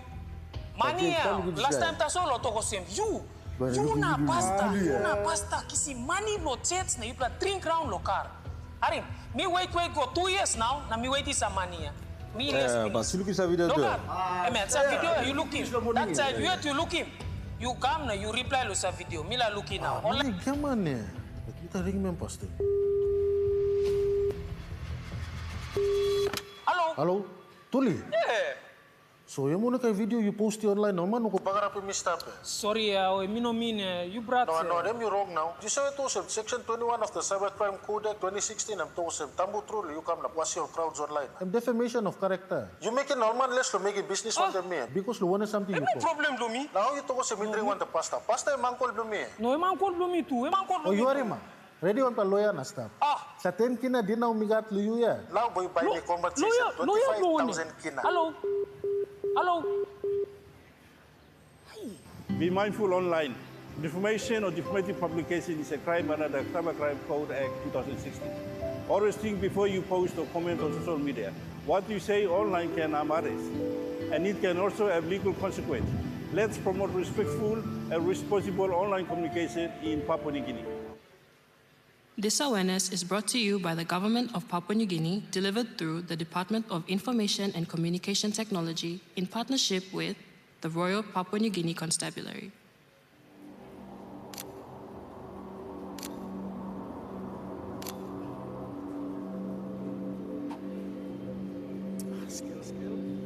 Aya, umi estoy, come, now look him, come.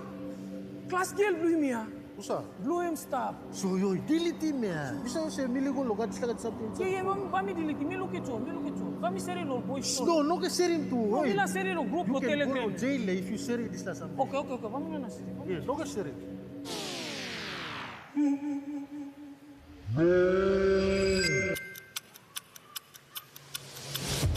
Okay, lang. Bukan serius. Bukan serius. Tubla sa sorry mola. Picture no guram ya. Picture no guram. Sharing or posting pornographic content online is a crime under the Cybercrime Code Act 2016. This includes sending such material through social media, email, or messaging. Be responsible with what you share. Protect yourself, your family, and our community values. This awareness is brought to you by the Government of Papua New Guinea, delivered through the Department of Information and Communication Technology in partnership with the Royal Papua New Guinea Constabulary.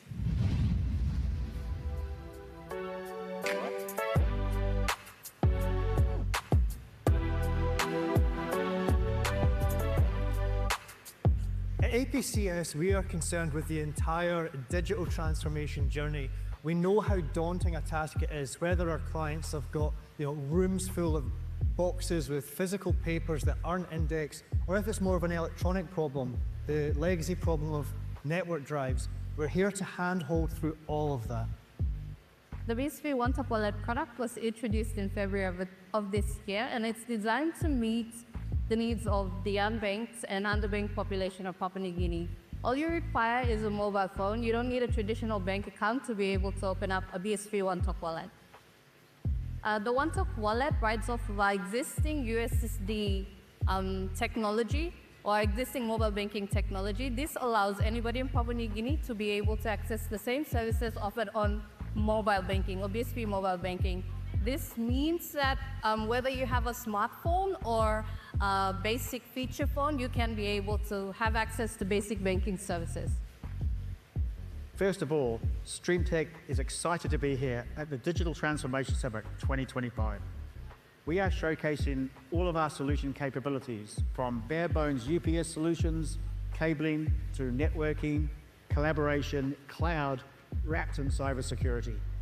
We're excited with the opportunity here in Papua New Guinea. We're working with organizations, with government departments, not just in POM or Lay, but across Papua New Guinea. The other opportunity we see is around data ingestion and data lake capabilities, taking information from disparate servers, unstructured, structured data from spreadsheets on people's laptops, developing that one pane of glass, and getting information with a touch of a button, real time. Our specialty is in building fiber network, whether it's terrestrial fiber, submarine fiber. We've been building that over the years, with 10 years in the making, and we're continuing to expand and building network. And so in this day and time of artificial intelligence, there's a lot of things that is coming on the scene, but we're building the infrastructure and the backbone where the end users, the mobile phone users, are able to now transfer data. Gamers alert.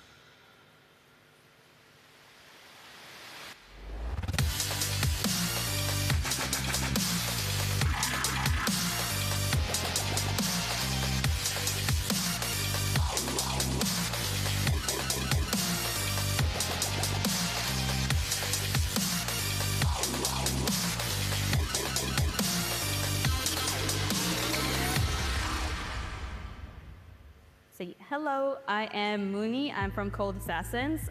We just played the Summit, the Send, and I think our most intense moment would have been when we got lobbied in the first round and we had to pick ourselves back up. It was definitely a pressured feeling trying to get ourselves back into the game. I think what you can bring from real life into this game is leadership.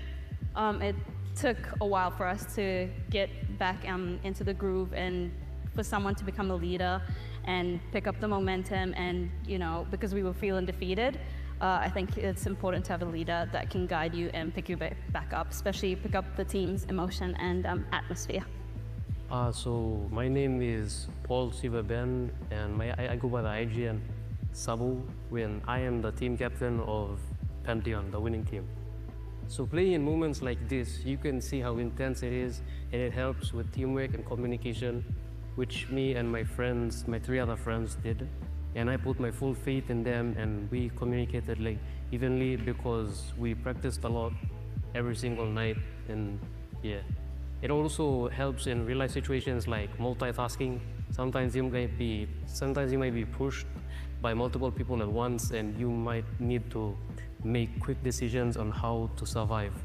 Our kids' upbringing is determined by what's around them, and kids tend to fall on certain entertainments that they found amusing, and it helps them find a fit in society. Gaming is a form of entertainment that helps the kids stay indoors. It helps them build characteristics and traits that they don't usually exercise when they're out and about with their friends. We just want to say thank you to the government for inviting MW Gaming and the Quorum community as a whole to put us up on this platform to exercise and to showcase what we can do on this big stage. And it also shows that the kids here are well versed with the times in terms of technology. So we want to see more of this, and the only way we can have more of this is for the government to help support the gaming community, not only Call of Duty, but other games as well, because the impact that they can do to society is a lot.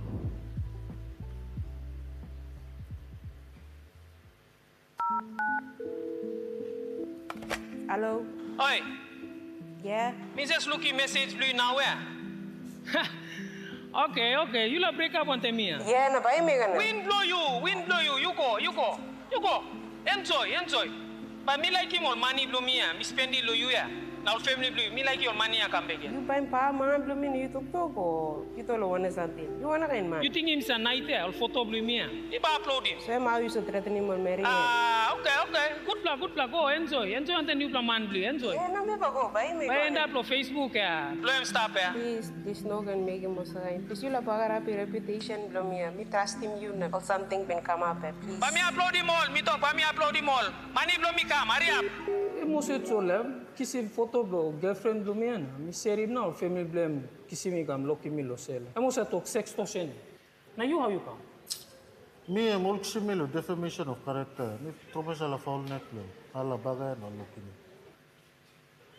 This awareness is brought to you by the Government of Papua New Guinea, delivered through the Department of Information and Communication Technology in partnership with the Royal Papua New Guinea Constabulary. Let me take this moment to welcome all of you here to this 4-day Digital Transformation Summit. You're here to engage, network, co-create, and contribute to the implementation of our digital transformation policy. So with that, welcome everyone.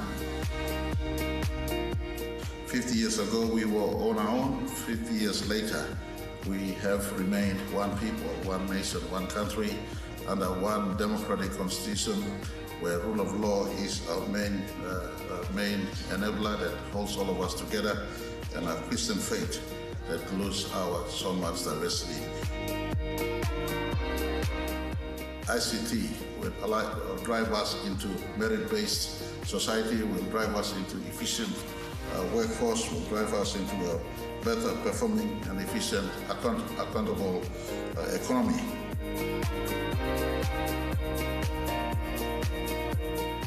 Today, we will demonstrate how digital public infrastructure will converge with broader public service reforms, including the launch of the e-recruitment system, led by Department of Personnel Management, and I say thank you to Secretary Sansan. This is a tangible step in digitalizing and modernizing core government functions, aligning directly with the Prime Minister's directive to strengthen our governance through technology.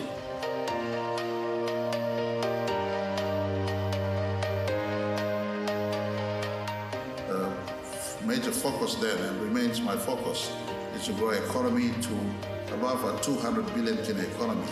The rationale is simple. Our population is bigger. We need that size of our economy to sustain the people and the economy that feeds our people.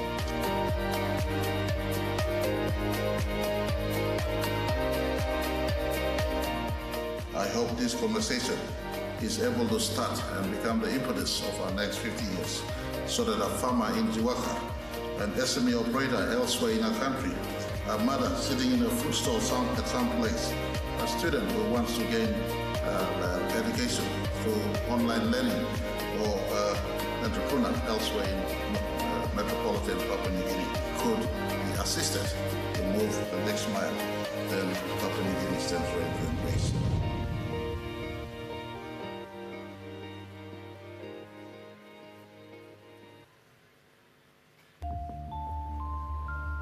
Hey, look down. Oh.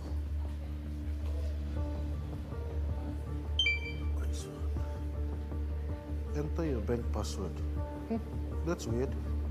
No.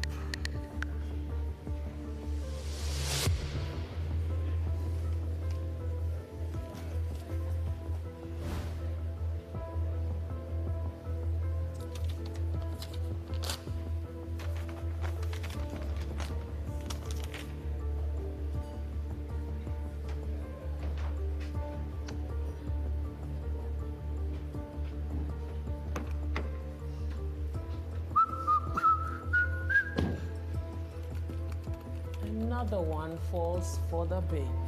Enter. Hey! Soy!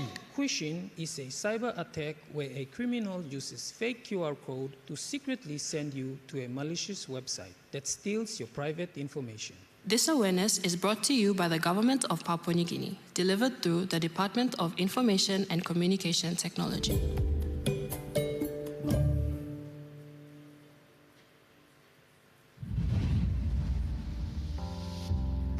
We've had a successful day one where we've seen almost 1,200 in attendance for the opening plenary with roughly 300 to 400 digital transformation officers from all over the country. And we've also had a convergence of academia, researchers, students, vendors, startups, and in the corporate space, in industry, and of course the digital transformation officers, and of course youth as well. We're very excited to be part of DTS 25. Very happy and honored to be invited here by Minister of ICT, by Secretary Stephen Matanaho. The event has been action-packed. Over 1,000 delegates have been here, and we've had fruitful, very insightful conversations. The idea behind the hackathon is to provide solutions to common day problems within PNG on accessing infrastructure, accessing ID, and to help the younger crowd actually learn about improving the country and making sure that they take their elders with them on this journey. It's a young person's game at the moment, where it's all about technology, but the older generation need to be part of this transition as well. As part of the digital transformation, the Department of ICT has decided to launch and introduce this solution that basically automates the process. So this automation reduces the process of approval by 90%. The main objective of this Ideathon is to identify and test the new use cases of Service Pass across various sectors, which includes agriculture, education, healthcare, and others. The objective today is sort of to co-create, bring everyone together, understand each other's needs, understand each other's inputs and outputs, and start to create solutions, digital government and digital transformation solutions for the country. Oracle Cloud is going to be here. Oracle Cloud is going to help Papua New Guinea, and Oracle Cloud is going to help with the digital transformation of Papua New Guinea. So as I was saying to a number of people, that your ministers talked about the 100th birthday of this country. What my vision is that on the 100th birthday, these ideas that are being fruition, I want these kids to tell their grandchildren, this was my idea that improved the country. That's how the enthusiasm that we want to put into this.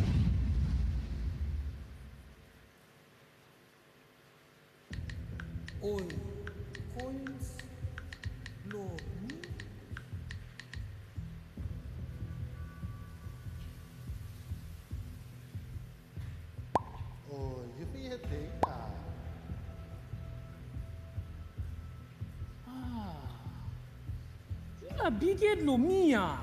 Una guy sniper. Tutti video poste.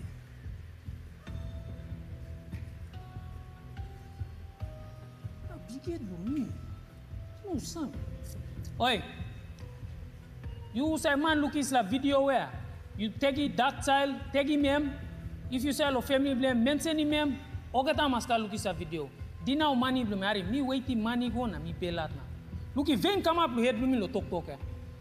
Me ari story say you ko sell your fake products, you ko buy more followers blue you. Money last time ta so lo talk same you. You na pasta kisi money lo chats na you plan drink round lo car. Ari, me wait go 2 years now, na me wait is a money. Me less. But you look at video. Look at, man, sa video you looking. That side you have to look him. You come now, you reply to sa video. Me la looking now. Online. Come on, ne. Kita ring mem poste. Hello. Hello. Tuli. Yeah. So you muna kay video you post online no man ko bagara pa mistap. Sorry, me no mean you brought. No, them you wrong now. You say to section 21 of the Cybercrime Code 2016 am to tambu truly you come na was your crowds online. And defamation of character. You make it normal less to make it business on them me because you want something you post. Problem do me. Now you to say me drink want the pasta. Pasta man call do me. No, man call do me too. Man call do me. Oh, you are ma. Ready on pa lawyer na staff. Sa 10 kina din na umigat luyu ya. Now boy buy me conversation 25,000 kina. Hello. Hello. Be mindful online. Defamation or defamative publication is a crime under the Cybercrime Code Act 2016. Always think before you post or comment on social media. What you say online can harm others, and it can also have legal consequences. Let's promote respectful and responsible online communication in Papua New Guinea.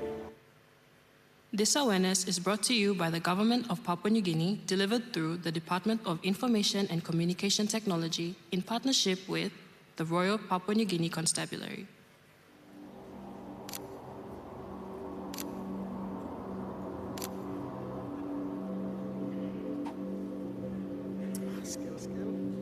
Aya, uni estoy, come na looking, come. Class girl blue me ah. Usa? Blue him stop. So you delete him ya. Bisa say miligo logat sila kat something. Yeah, bami delete, me look it. Bami seri no boy. No, no ke seri tu. No, mila seri no group ko Telegram. You can go to jail if you share this la something. Okay, bami na seri. Yeah, no ke seri.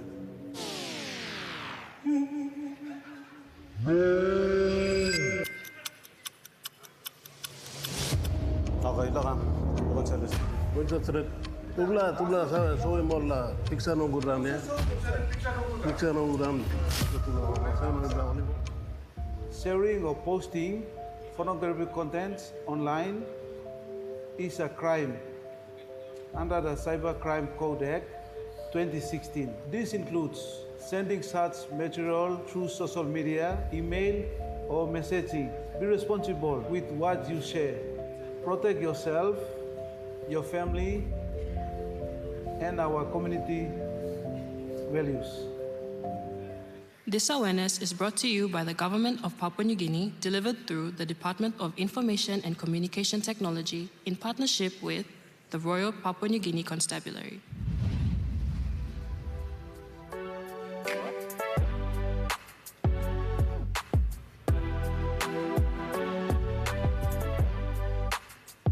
At APCS, we are concerned with the entire digital transformation journey.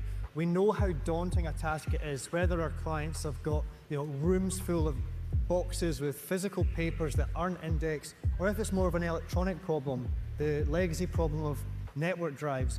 We're here to handhold through all of that. The BSV One-Tap Wallet product was introduced in February of this year, and it's designed to meet the needs of the unbanked and underbanked population of Papua New Guinea. All you require is a mobile phone. You don't need a traditional bank account to be able to open up a BSV One-Tap Wallet. The One-Tap Wallet rides off of our existing USSD technology or existing mobile banking technology. This allows anybody in Papua New Guinea to be able to access the same services offered on mobile banking or BSV mobile banking. This means that whether you have a smartphone or a basic feature phone, you can be able to have access to basic banking services. First of all, StreamTech is excited to be here at the Digital Transformation Summit 2025.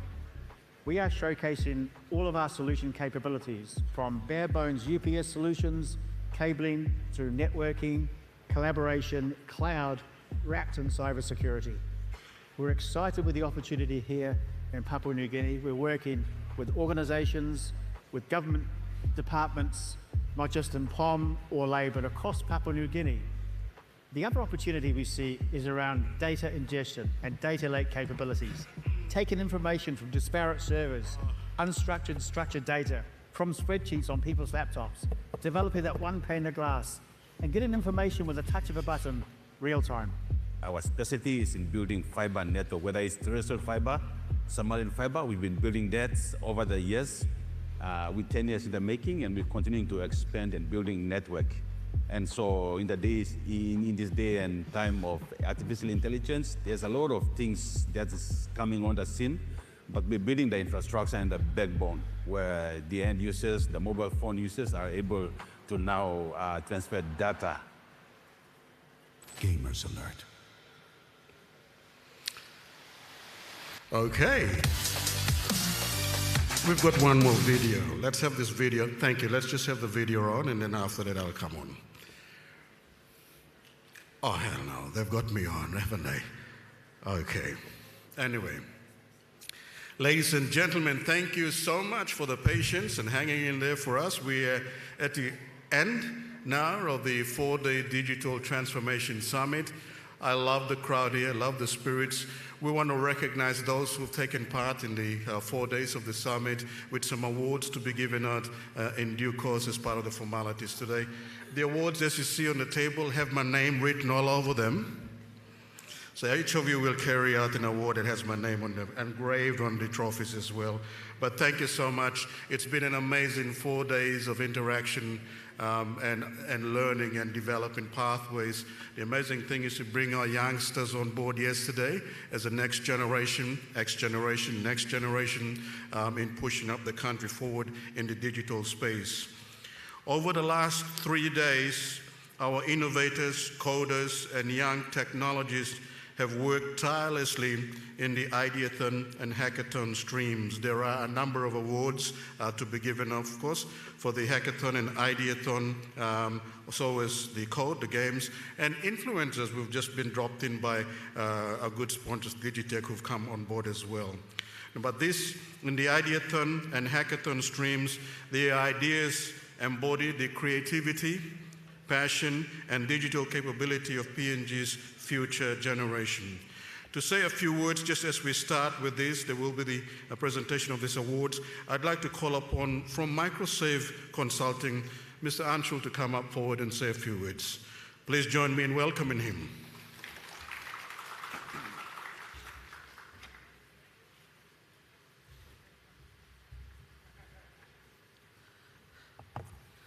Thank you, MC. First of all, on behalf of Microsave Consulting, I would like to congratulate Government of PNG and people of PNG as well on the launch of Service Pass. The first national digital ID is a very fantastic feat in the country's overall socioeconomic and digital-led development journey.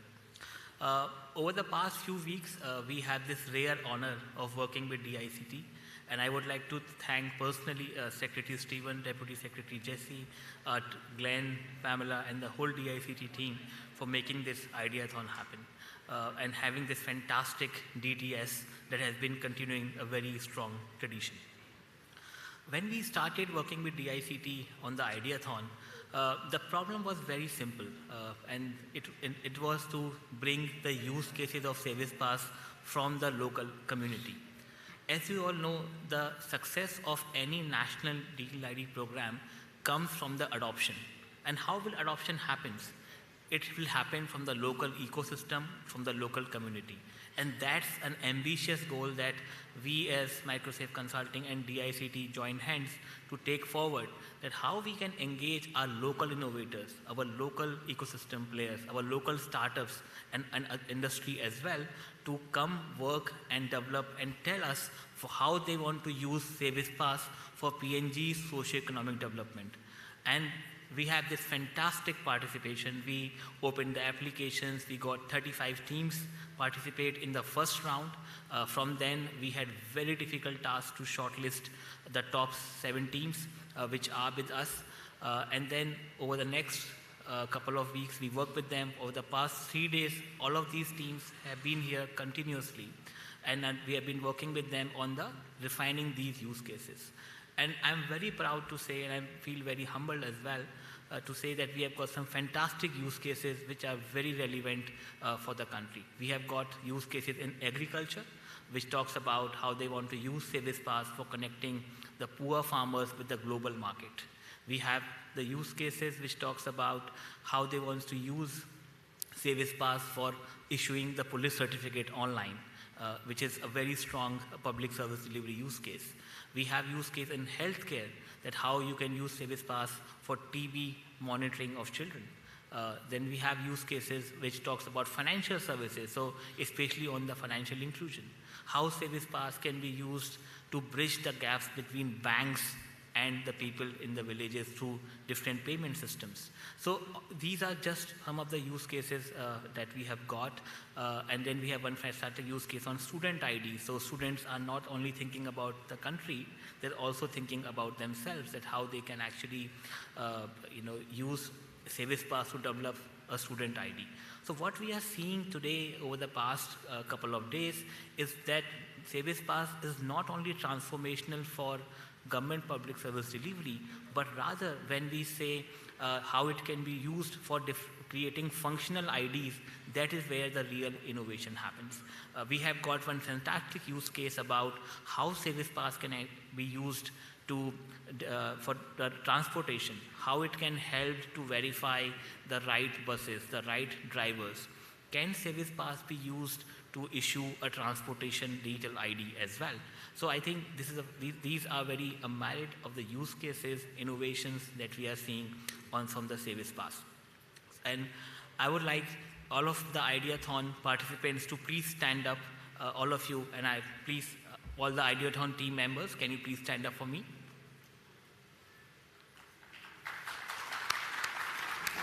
And I would like the audience to recognize these, because these represent the bright young future of the PNG innovators.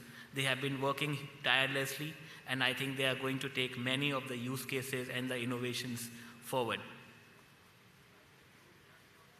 Thank you. So the question clearly is that where are we on this innovation journey and what happens next? So this is just a first step. We have identified some fantastic innovative ideas, but now we are going to work with DICT and Tech5 as well to open the staging and the testing environment to test some of these use cases. We have got some fantastic participation during the final presentations today, and there's a lot of energy, a lot of excitement in testing these use cases in the real world. So that is what we are working towards, that how we can institutionalize the Service Pass-led innovation in PNG and beyond going forward. And we are going to work with DICT, Tech5, University of PNG and other partners as well to make this innovation a real success. And we are very proud to also say that hopefully you will also do this Ideathon in next year DTS as well. But before that, we will want to continue this innovation journey throughout the year. I would also like to thank our 3 judges, Professor Russell Dominic from the Australian High Commission and Joshua from DICT for also taking out time to judge the panel. I also would like to thank my colleague Akshat, who is with me, and also my colleagues Pavneesh and Arnav, who have also worked tirelessly from our Delhi office to make this Ideathon a great success. So with that, I will end my remarks and I want to announce the top teams that won the prizes. Before just coming to the top 2 teams, I would like to say that it has been an insanely difficult journey for both us and the judges to see who should be the finalists or who should be the top 2 teams. It was a very, very minute difference of half a point or 1 point, which doesn't justify the great ideas that all of you are working on. So in our eyes, all of you are fantastic winners, and the core success or the good thing for all of us is to continue this Service Pass-led innovation journey. So with that, MC, would you like to invite Deputy Secretary? I would also like to invite Deputy Secretary Jesse to join us for the award ceremony.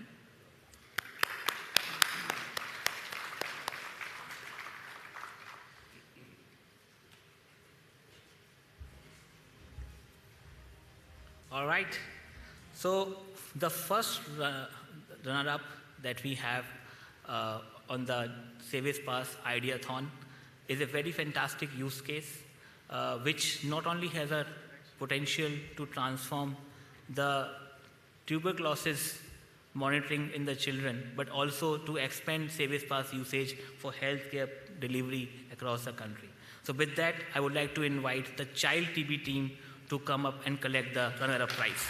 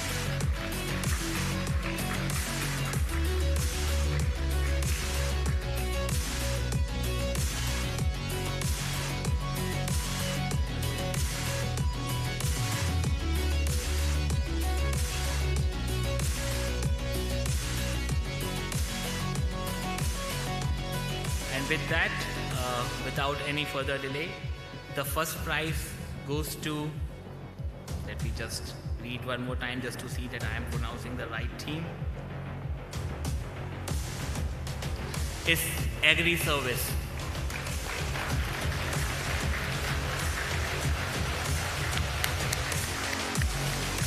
The team which is on a mission to make the invisible farmers visible and to participate in the global digital economy from PNG.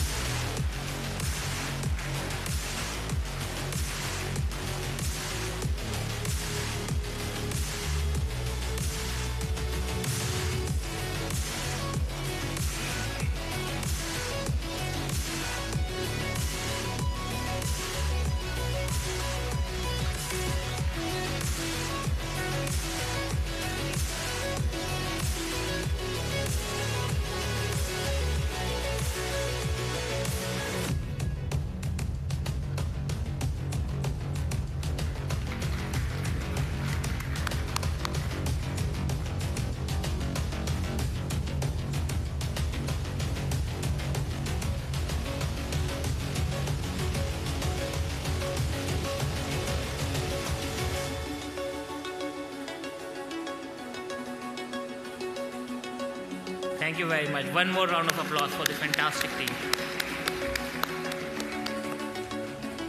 Great. Thanks a lot, everyone, and especially to my Ideathon participants who have been working with great passion towards building up PNG's bright digital future. With that, I'll pass on back to MP.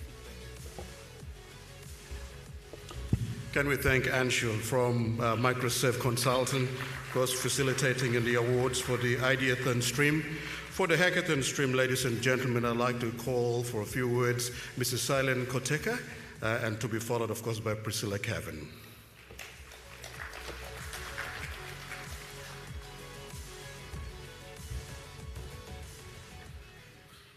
Thank you, MC. What a wonderful event.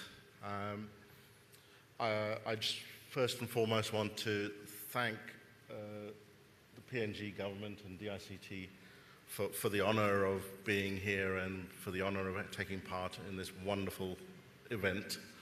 And when we were asked to take part in the hackathon, I was very excited.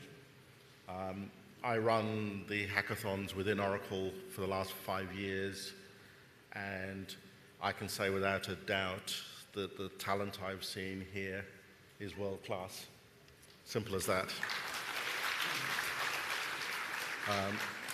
in my 35 years in this business and 35 years with Oracle, it's just amazing to see the passion and the energy in this event. I've spent the last 4 days just walking around in awe at the momentum that is here to actually bring this country into to become the pinnacle of this region.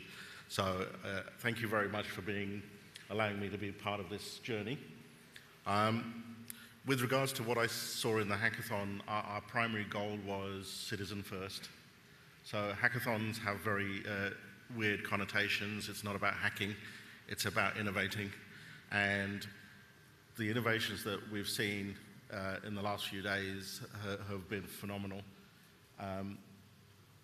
The ideas that we saw that have surfaced from concept to actually running prototypes in 2 days. That's why I say you have a world-class set of students and talent here, because to actually ideate and actually build something in 2 days and demonstrate it has blown my mind. So I'd just like to congratulate everybody here, because at the end of the day, the passion that you're showing, and I'd like to congratulate the government that the passion that they're showing to bring the youth into this forum was fantastic. And I've definitely taken the gaming idea back to my managers, basically, because that is actually just shows true leadership to actually include everybody into this thing. So I'd like to call on stage one very special lady. She is, by doubt, a very big asset to PNG, and this is Priscilla. Her enthusiasm and her drive is what drove these students to produce what they produce. So without any further ado, I'd rather give the stage to the real star of the show here, as far as I'm concerned, Priscilla. Thank you. Hi, everyone. Is everyone good? Is everyone thinking of new ideas to solve PNG's problems? Yeah, okay. Thank you again to Department of ICT. I'm Priscilla Kevin. I'm co-founder of the PNG Digital ICT Cluster. We're a not-for-profit organization that supports local tech sectors and local innovators, which is what digital transformation is all about. In the last 2-3 days, we've worked with really cool students from several universities, University of Technology, University of PNG, DWU, Divine Word, PAU students, and obviously our new Western Pacific University from Yalubu as well. So it's really fantastic to see many of our young people participating. We thank Oracle, we thank our partners and sponsors that have participated in this program. One of the things that we learned is a lot of the things that our students learn in universities and academia are not up to par with industry. So programs like the Hackathon and the Ideathon gives them a chance to explore what the industry is doing and how they actually can participate. Without further ado, there were 7 teams. We started a sprint on Monday, and we ended up with fantastic presentations. I think our Team Oracle was quite impressed with the work. We'd like to thank our judges who are seated in front. We have Sutherland from BSP Tech, Winifred Kulaf, who is our president of the PNG ICT Cluster, Dr. Benson Miro from University of Technology. From DICT, we have Joshua. So we're very thankful for their judges and their time for supporting the students. Without further ado, we can announce the winners. So our first runner-up. But before I do announce, can we all have the hackathon participants please stand in the audience so we can appreciate your time? If you can stand up, please.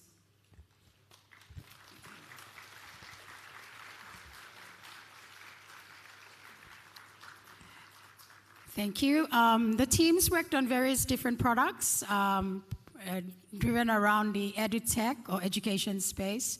So they looked at solutions that can solve university student registration to teacher management systems, right down to, we had a late group join from Western Pacific University, and they had a different solution, and that's to develop PNG's very own coding hub.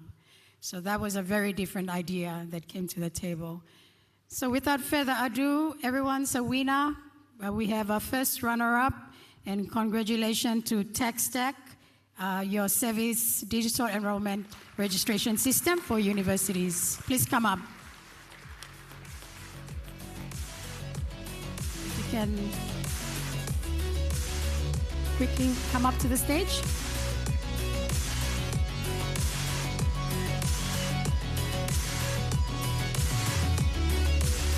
And they are students from University of Technology.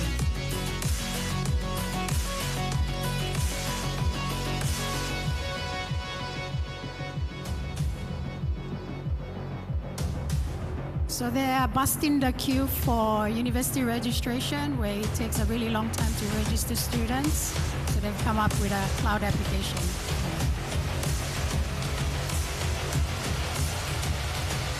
Congratulations, Team TechStack. And we have a drum roll for the winner. All right. Our winner for Hackathon 2025 Digital Transformation Summit goes to, drum roll, Crimson X. And they are from Divine Word University. They developed a solution to help teachers. So teachers across our countries, how to register and track their performance over time, and how to assist our students better. So thank you very much.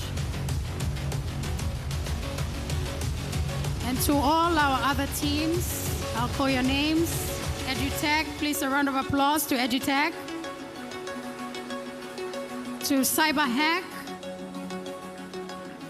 To Innovate, to Tech Minds, and to Late Tech. Thank you very much.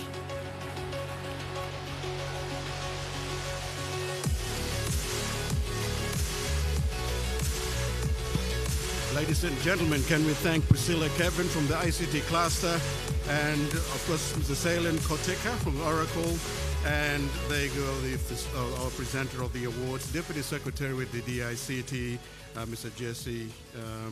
Thank you so much, Jesse, Mr. Secretary. Thank you so much. We're going to move on. Congratulations to all our Hackathon champions. We celebrate, and of course earlier on, Ideathon as well. We celebrate your ingenuity and look forward to seeing your solutions grow into national platforms. I like the way Kevin, Priscilla said it. How are we creating ideas to solve our problems? Thank you so much.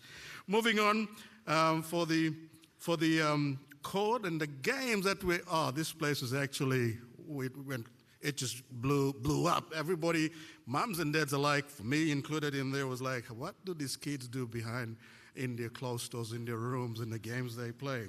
Right, from code to competition, our Call of Duty mobile sports tournament brought together PNG's gamers in a powerful showcase of digital talent, teamwork, and emerging esports.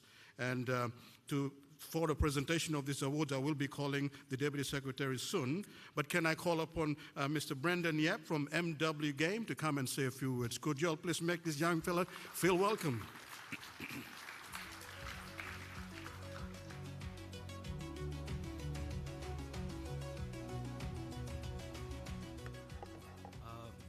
Good day, everyone.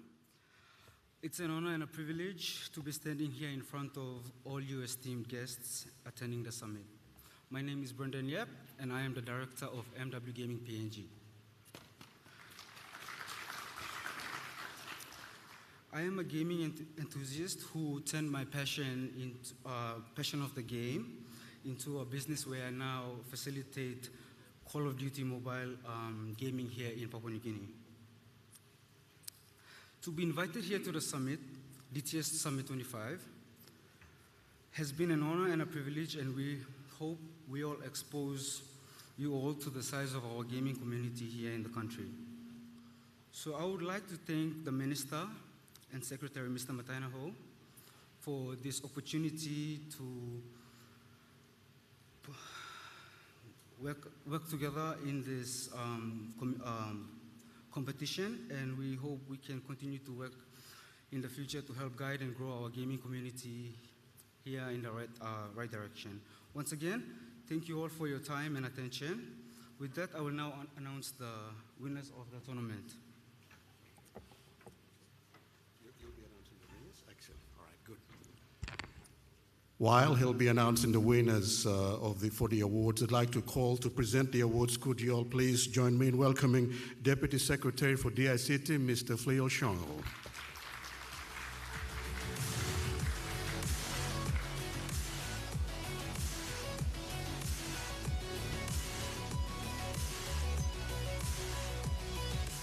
We will start off with the best player under the age of 14, which is, the prize is 10,000 code points.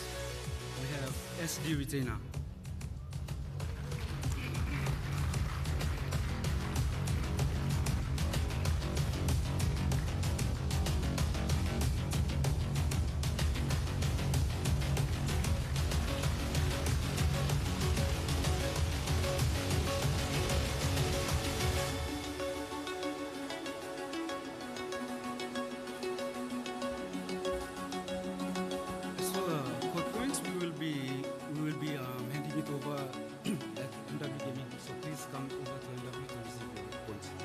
A digital transfer.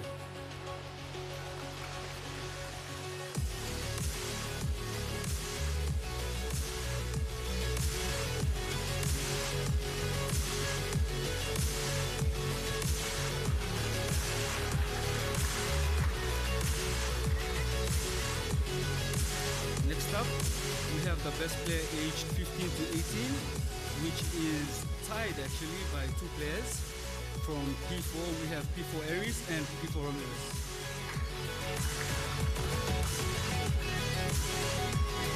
They will both be getting 10,000 CP each.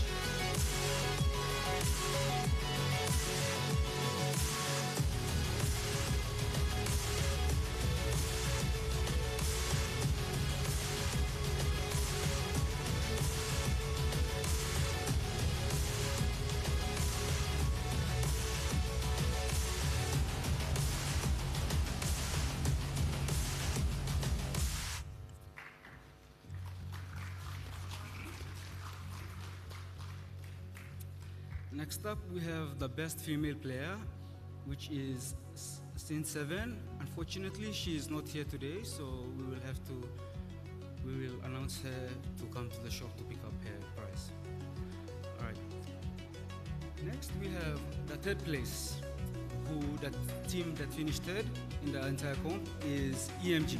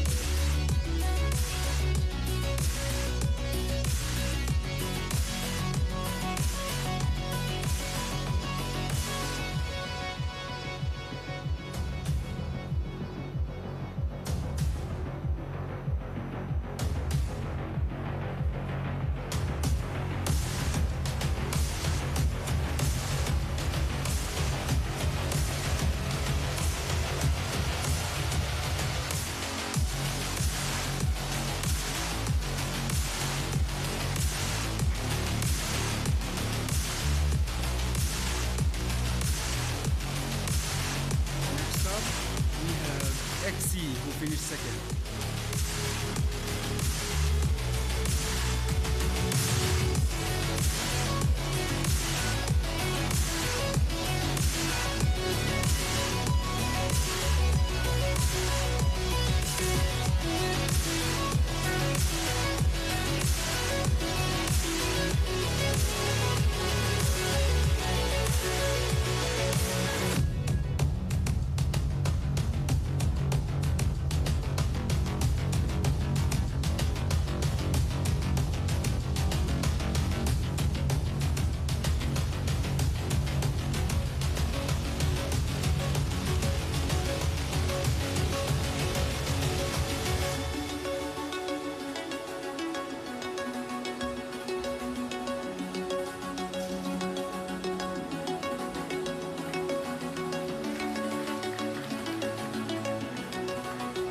Last but not least, we have our Summit Ascension champions for 2025 P4.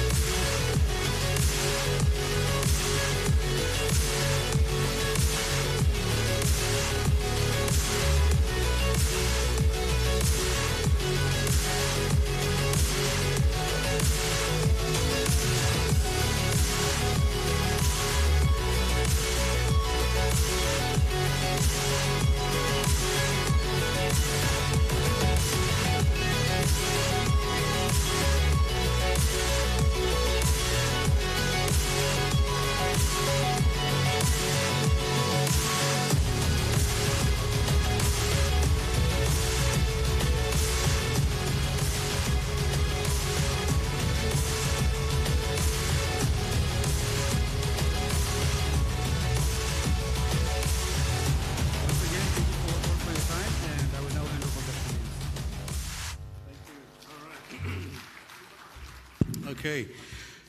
Can we thank Brendan Yep, who's the director of MW Games, in fact, directing all the traffic on the games.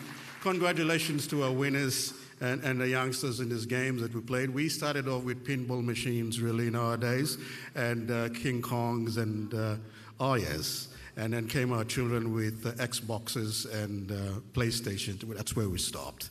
Today, it's a whole new world. Can we also thank Deputy Secretary Fleo Shongol? There you go.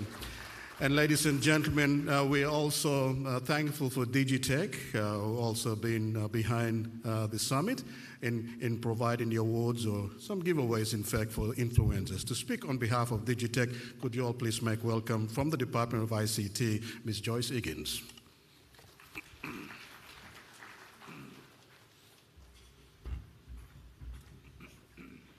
Thank you, Mr. Dimagi. Good morning, everyone.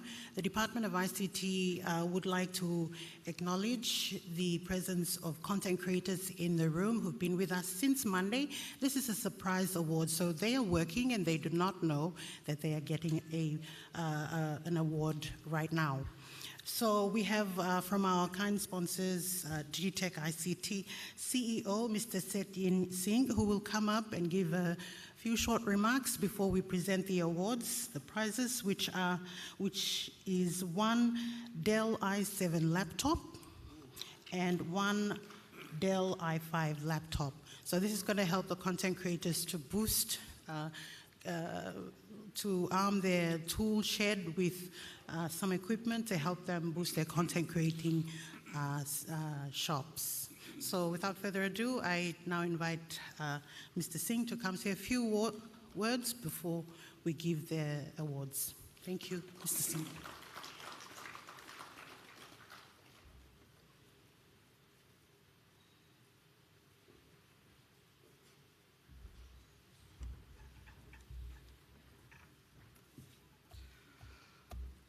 Congratulations, PNG and the team of Department of Information, Communication and Technology for delivering a very, very, very successful event and setting the technology framework and the baseline for the next 50 years of PNG. It was a great event, highly successful, and I've been here for 4 days meeting a lot of people and very, very, very encouraging remarks. So Congratulations, PNG and the Department of Information Communication and Technology for delivering a very successful event. And Service Pass, Service DX, Service Wallet, the youths of PNG, and what we need the people to start adoption and to be part of the journey. So we thought, why don't we have the influencers, the content people, because they are the ones that connect with the masses and bridge the gap between concept, ideas, prototypes, and catalyze the adoption. So I'll announce the two influencers whom we will be sharing the awards with, the laptops. For Dell i7 laptop, we have Miss Abigail Mara. She's here. Her online, she is called as Potato.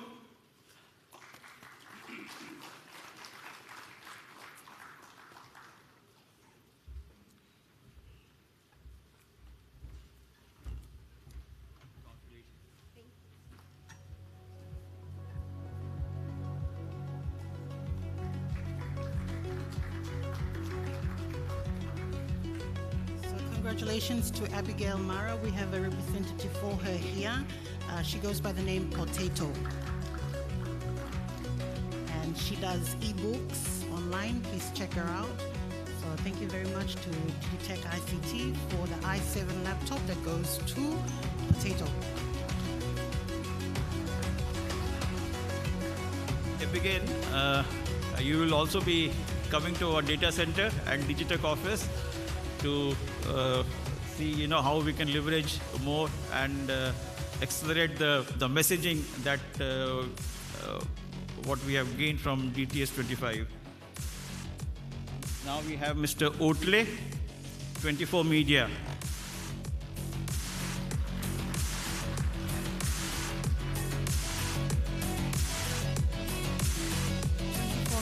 Oatley, you are the recipient of the i5 Dell laptop from Digitech ICT Limited.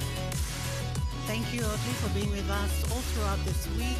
He has his own platform and he's been here being part of this Digital Transformation Summit 2025.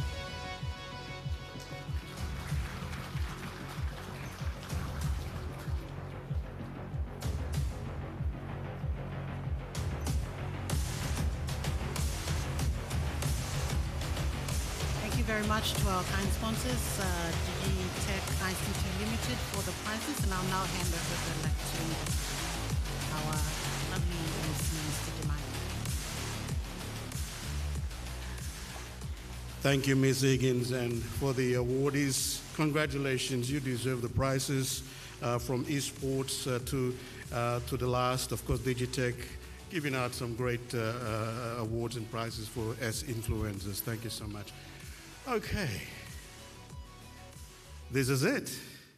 We're at the end now, and how good is a ceremony like this without the closing remarks? Ah, yes. Papua New Guinea, like other Melanesian countries, we like talking a lot.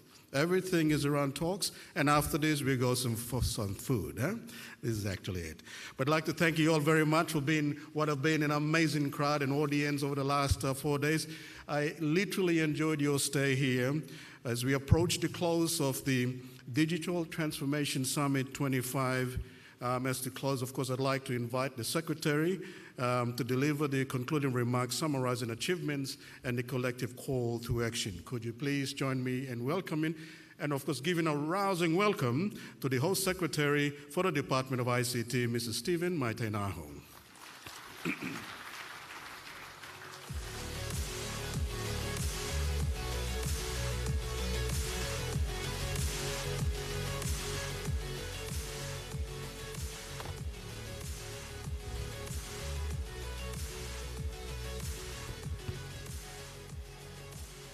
I was just checking with the MC that this is indeed the closing remarks.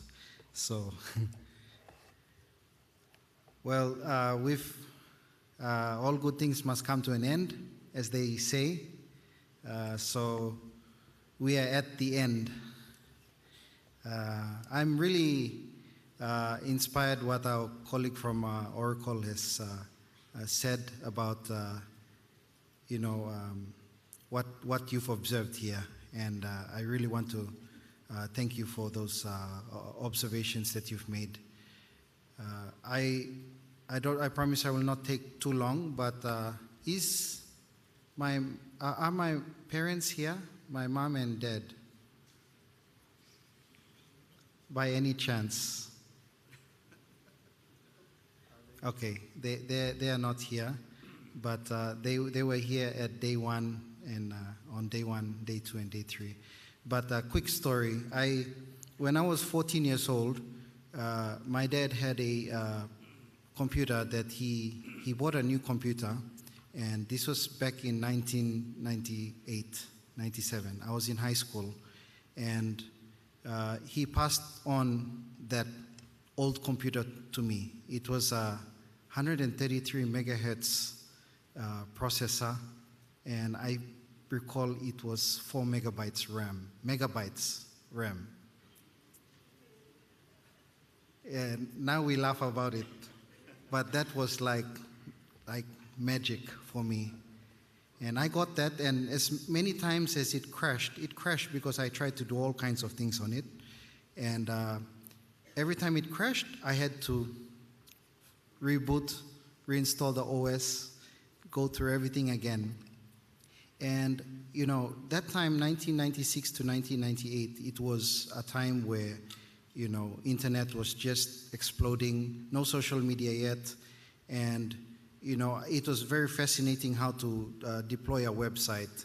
So, I got through the motion of learning HTML1, it went to HTML2, and then I started working out Perl and CGI, and then C++, and then deploying website, getting a website database at the back end, and deploying the actual thing. And it's not, now you have CMS, content management systems, to deploy websites in seconds, right? That time you have to actually hard code it and then download an FTP and then transfer everything through FTP and all that stuff. And then you hard code HTML, and then if you have a script, you program it on the side. And so the best thing that I got out of that was that, I was given a tool. And then not only that, my dad's twin brother, who is now the vice chancellor at PAU, Professor Lohi Matainoho, he visited over, and one night they sat and talked. And I said, oh no, what are they talking about? And they gave me a project. They said, here's a problem. Here's something you can do. You have a skill there. You solve a problem. And so it turned into something that passion kept doing and over again. And I see it in the eyes of the MW Gaming, you guys, I see the passion. I see it in many other young people that are around here. That passion, but that passion has to be guided to solve a problem. And that problem, those we have, as Priscilla from ICT class has said, are you ready to solve a problem for, our development requirements?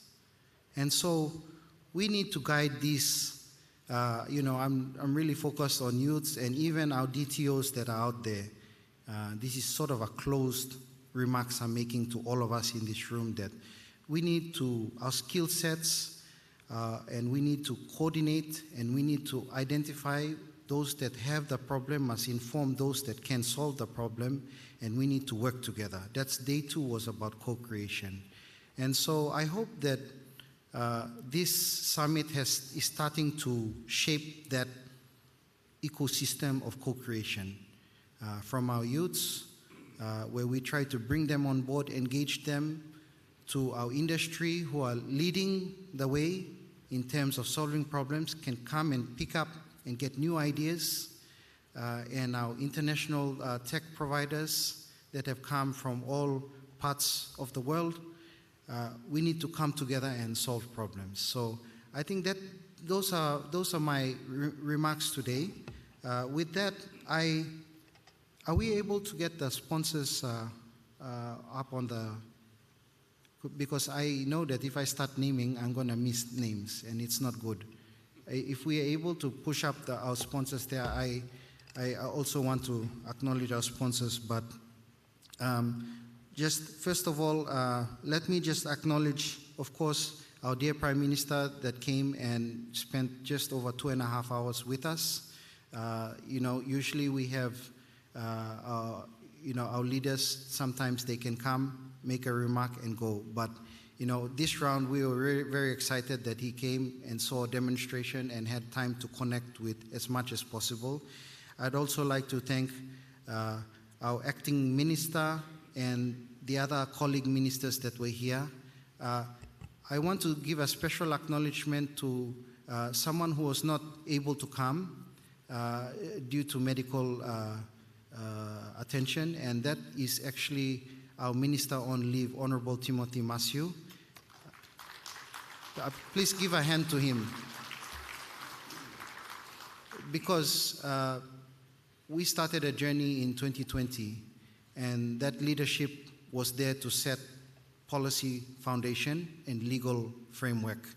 And it takes political consistency and effort, and that has to be married with the bureaucratic system. So that interface between him personally and me had to be very strong and consistent to get from policy to legal framework to strategy to corporate structure and now to implementation and coordination amongst all the DTOs. That's the journey that we go from policy to implementation. And then we start getting everyone on board because we cannot do everything. The ecosystem has to operate such that everyone does it.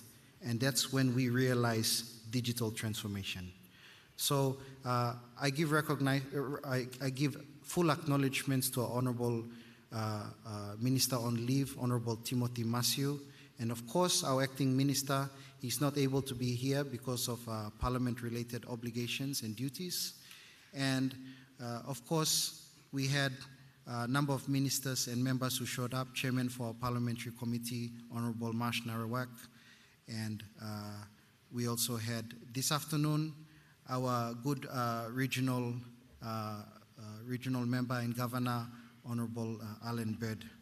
So I guess we don't have our sponsor, but they're scrolling there. So you all, I'm going to point your eyes to them, and let me just say that full acknowledgements. I want to thank all our sponsors, our gold, silver, and bronze partners. Please give a hand to all of them.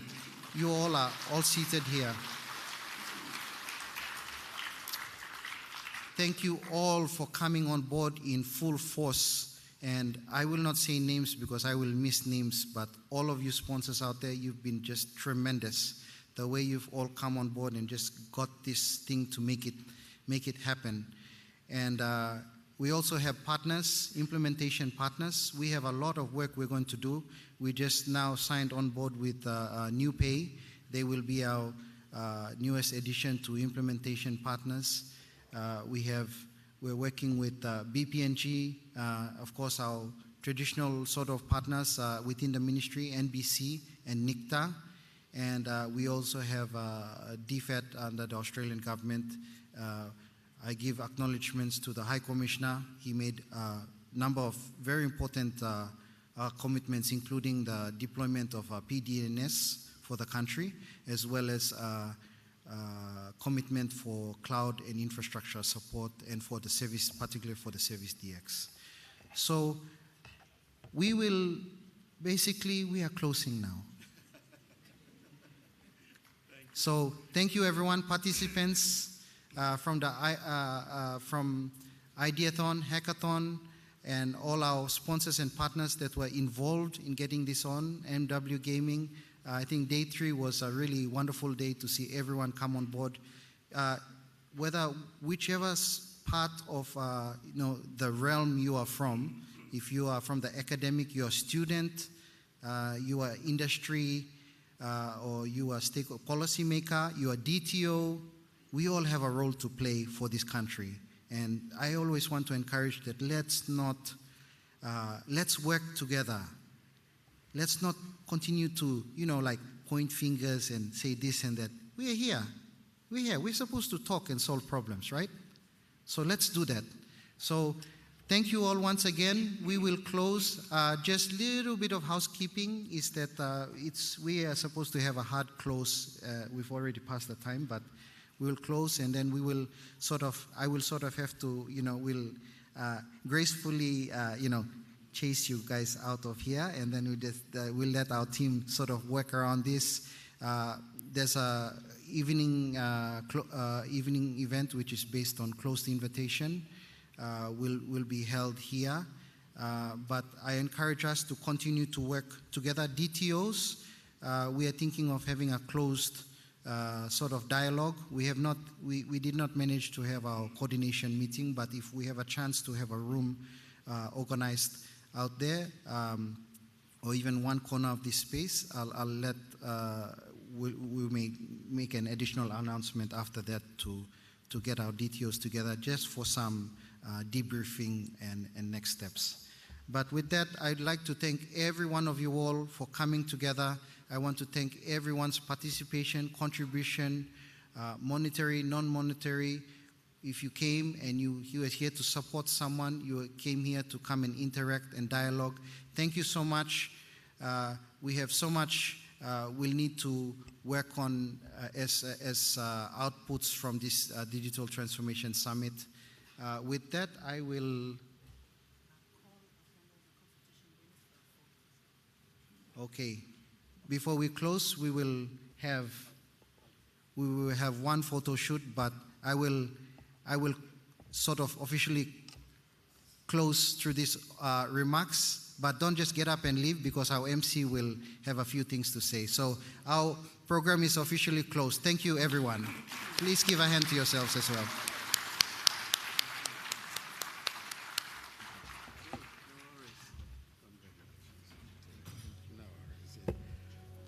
Well, what about that? The Secretary himself, an exceptional young leader in his own right, and a lot of youth, I suppose, in his leadership as well. Can we thank him? Brilliant young man, in fact, steering the department this far. Congratulations on what have been an amazing 4 days of the summit. We're looking forward to seeing you next time round when the next summit will be held. Let me acknowledge also our viewers who are following, or who have been following this summit on the many electronic platforms and social media. Thank you so much. You had the best sports in your homes, in your offices, watching this. And for the live audience here, you've been such a wonderful audience. I enjoyed your stay. I hope you enjoyed my company as well. As we close, there you go. As we close, of course, we'll be coming up for a photo shoot for the award winners. Secretary, did we say we have lunch after this, or we've got dinner coming up tonight as well? Well, dinner will be on tonight at 6:30 or so, thereabout, in this hall, and of course by invitation for the closing dinner tonight. But as I say always, like I always say on radio, I've enjoyed your company, and until I come on your way again, I'm yours truly, Douglas Dimagi. Have a pleasant afternoon. Merry Christmas, by the way.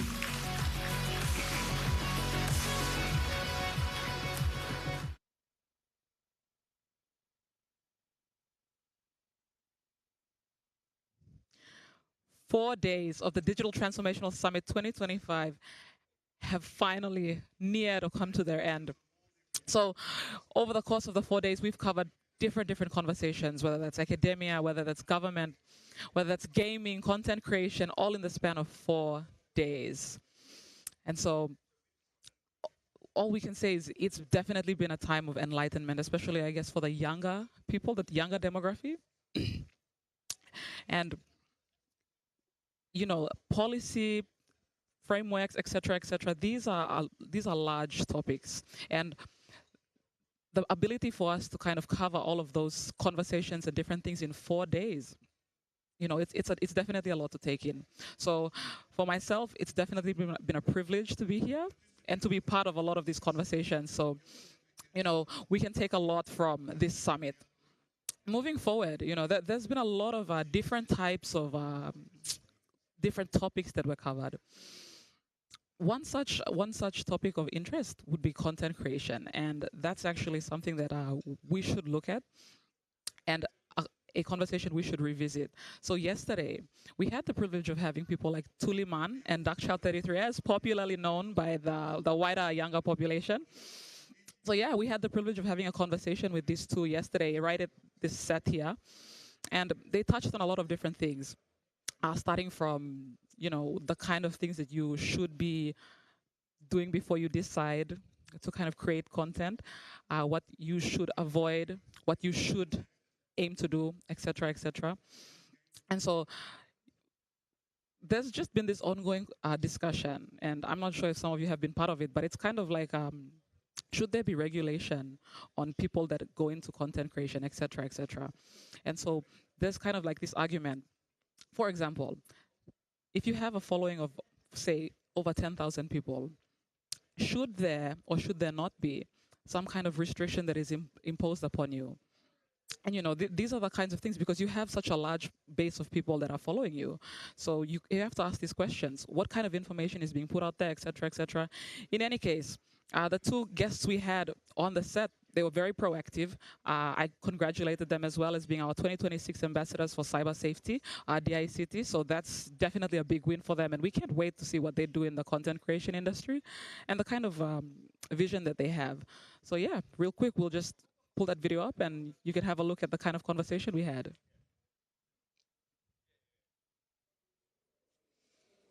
Hi, everyone, and welcome to this segment of the virtual talk show.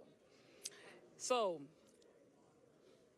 the two individuals I have in front of me need little to no introduction, especially with my demography. So, I'm sure that a lot of us are looking forward to this conversation. I know that I am. And so, before we continue, joining me today is Dakchild, popularly known across all social media platforms in the country as Dakchild33. Welcome. And Tuliman, welcome to this conversation. Thank you for taking the time to have this conversation with us. So before we move forward, I would just like to congratulate the both of you on being our new DICT's ambassadors for Cyber Safety 2026. So that's definitely something to be proud of, especially with your large following. It's definitely something that, it marks new times to come. All right, so the questions that we have, we just want to get in your mind. We just want to understand how the people that we see on the phone, on the screens, how it is, how does your mind work before you, throw out a video? Or how does your mind, what are the things that you think about before you post? We're just trying to get in your mind because, you're both funny, very funny. And that's all we see. But I'm sure that there's a lot of work that goes on behind the scenes, and there's a lot of things that go through your mind before you hit that post button. So that's the kind of thing that we want to understand, because at the end of the day, you're our ambassadors for cyber safety. So I'm sure there's a lot of thought that goes behind, before you expose yourself out there. And you have a lot of exposure. How much is your following right now? For myself, I have 55K followers on Facebook, 15.5K followers on TikTok, Instagram, and 48.5K on TikTok. Yeah. Thousands and thousands of followers. Okay, Tuliman, yes. I have 200,000 plus on Facebook, 200 on TikTok. My Instagram, it got hacked, so. YouTube, 18,000. Yeah. You both have a lot of young people following you. The amount of people following you is, more than some people's bank account numbers right now. That's a lot of people. So, having said that, understanding that that's a lot of people that currently are watching you and that follow you. And okay, I'm also one of them. I've also seen a lot of your videos. So with that in mind, we kind of want to get to the root of it. Like, the bottom of all of that. So the first question for today is just posed to both of you. And I think we'll start on this side, so we'll hear your response first. So the question is, what inspired you to start creating content? Or what actually was going through your mind when you initially decided to say, yeah, I'm going to post this video? So yeah. So before the content creation and stuff like that, I was working. And then I did my first video, the project, and it was on Instagram. It was on Instagram, and then someone downloaded it and put it on Facebook. And then it went viral, so I said, oh, I'm going to try and do this, like, just for fun. And then business houses kept contacting me and stuff like this. So I said, oh, maybe I'll charge them and stuff like that. Yeah, but I didn't, influencer content creation wasn't a thing, so I had to do research, like go to Google, search, YouTube. And then I just took off, use it. It just happened. That's how it sounds. But yeah, there's a lot of stuff that went behind it. Yeah, I actually remember that video. I watched the Touch video. That's right. So that's interesting. So then, how did it start for you? For me, I was always known as the family clown. So I created short videos for just my family to enjoy out. And I woke up one Saturday morning in 2018 and I just thought, what if I post this online? I had only Instagram back then.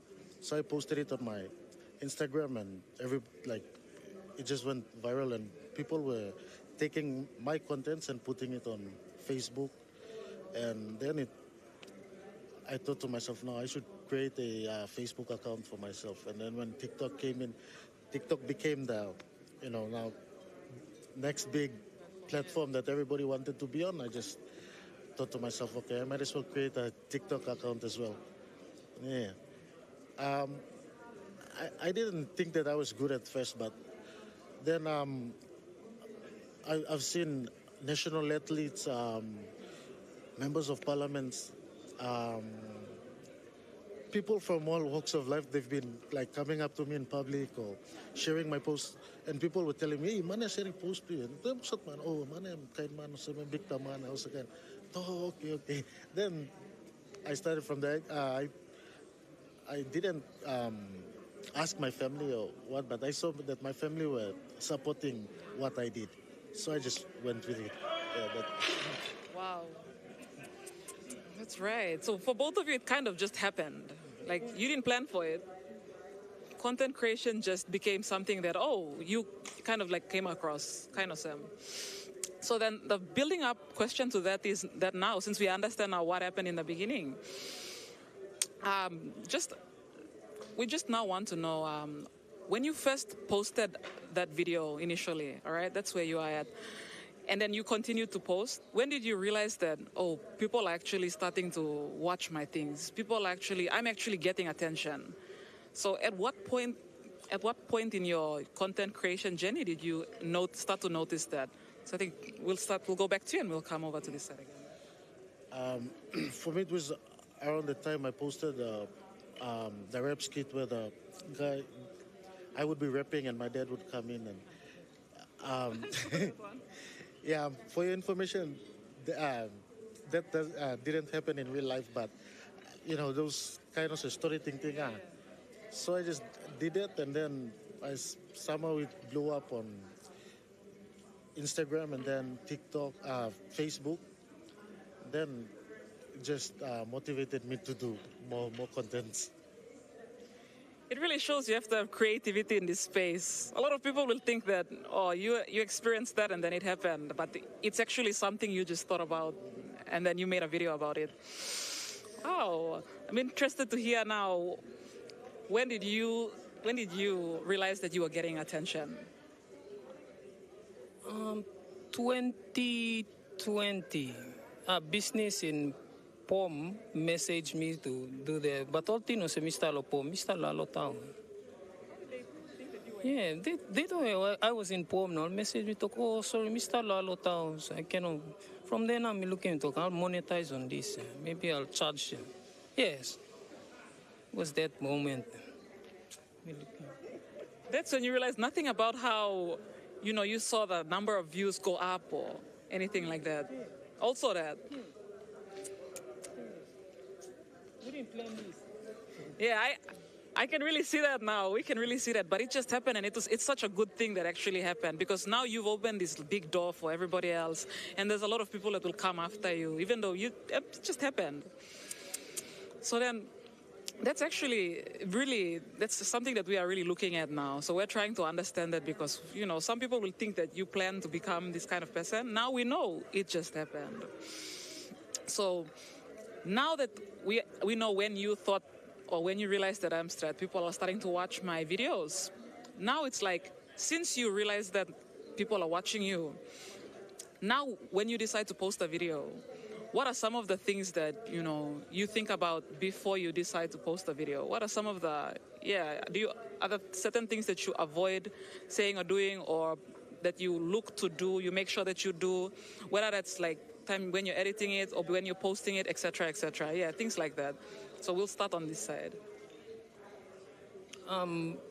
Mr. Make sure, because, starting and planting videos, I just did them, go on. I'm coming on the point where me realizing, oh no, maybe I shouldn't touch this topic, talk to this. Because at the end of the day, me like making business out of it. No go me touch on the topic now, but talk, oh, no can go lo money. I'm so okay, yeah. Is that the answer? Huh? Yeah, I mean, you're talking about what do you avoid when you are... Oh, that me, it's about you. Me avoiding all topics, the swear, plenty of picking soccer. But some of the video, me swear too inside. Yeah, me avoiding inside because so picking I watch him too. One again, government, yeah. I'm told plan. Yeah, that's what we were looking out for, like certain topics that you talk about, etc., etc. Okay. So I've noticed parents would come up to me and say, "Oh, picking dummies, I like you, and I like your videos." Then I started thinking to myself, "I'm good fellow, so I've never actually sweared in my videos, but when parents come up to me and say that, I just maintain in this la no can swear na. Don't touch sensitive topics, don't touch on that, religion or anything that may offend any of my audience. So so I make sure when I do a content, I make sure I'm not crossing the boundaries when I do it. So that's my... So just drawing from those two responses, are these things you think should be upheld, like when other people are thinking of going into content creation as well? Definitely. Is there anything else you want to add on to this list as well, or these are just the things that you think, the standard that we should uphold when people are going into content creation? You can think about it, or otherwise, if that's just the list, then that's just the list. I mean, you are the ambassadors for, next year for cyber safety. Yeah, you can. There's no particular list, but just be mindful of what you post or do in videos that you'll end up posting online. And,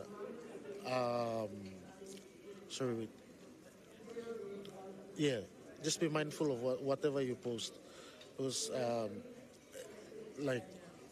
in the comment section, it can get very ugly if you cross boundaries and stuff, and you don't want to go through that. As a content creator, you want everyone to be happy, enjoy your contents. Yeah. Do you have something to add on to the list? Me look at plenty of content creators who come up there doing restaurants and hotels, and also only beer inside, So no can make it a smoke or beer or gambling. Like if you walk it clean, so beer and smoke. Because if this a business house kisi you na you walk beer, are they gonna give you long contract where you start long time? Are they gonna pay you good?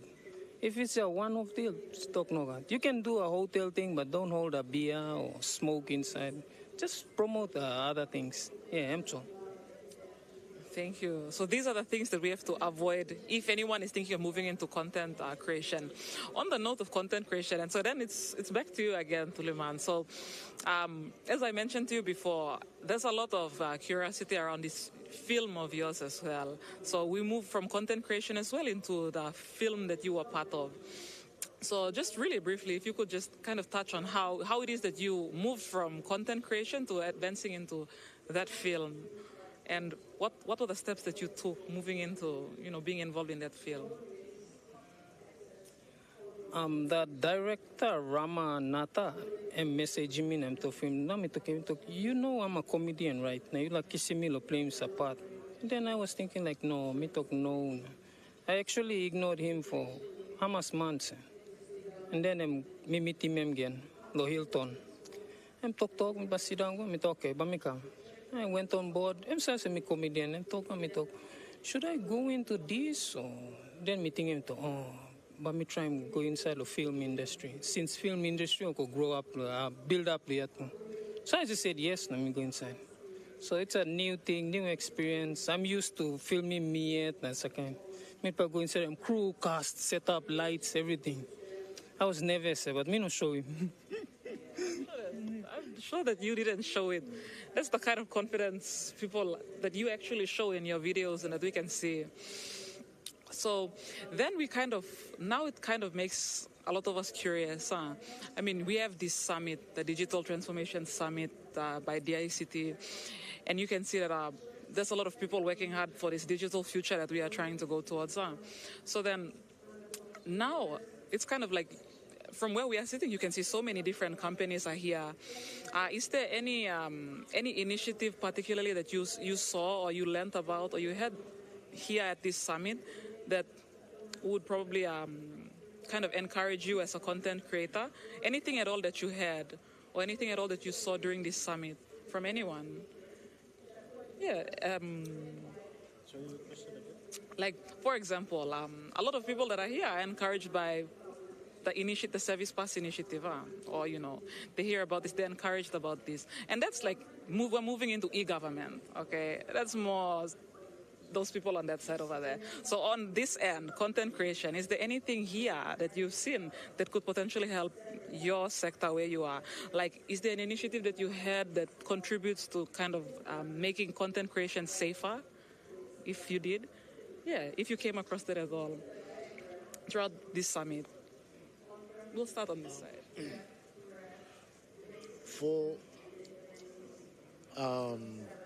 We did a few contents for videos, awareness videos for cybersecurity.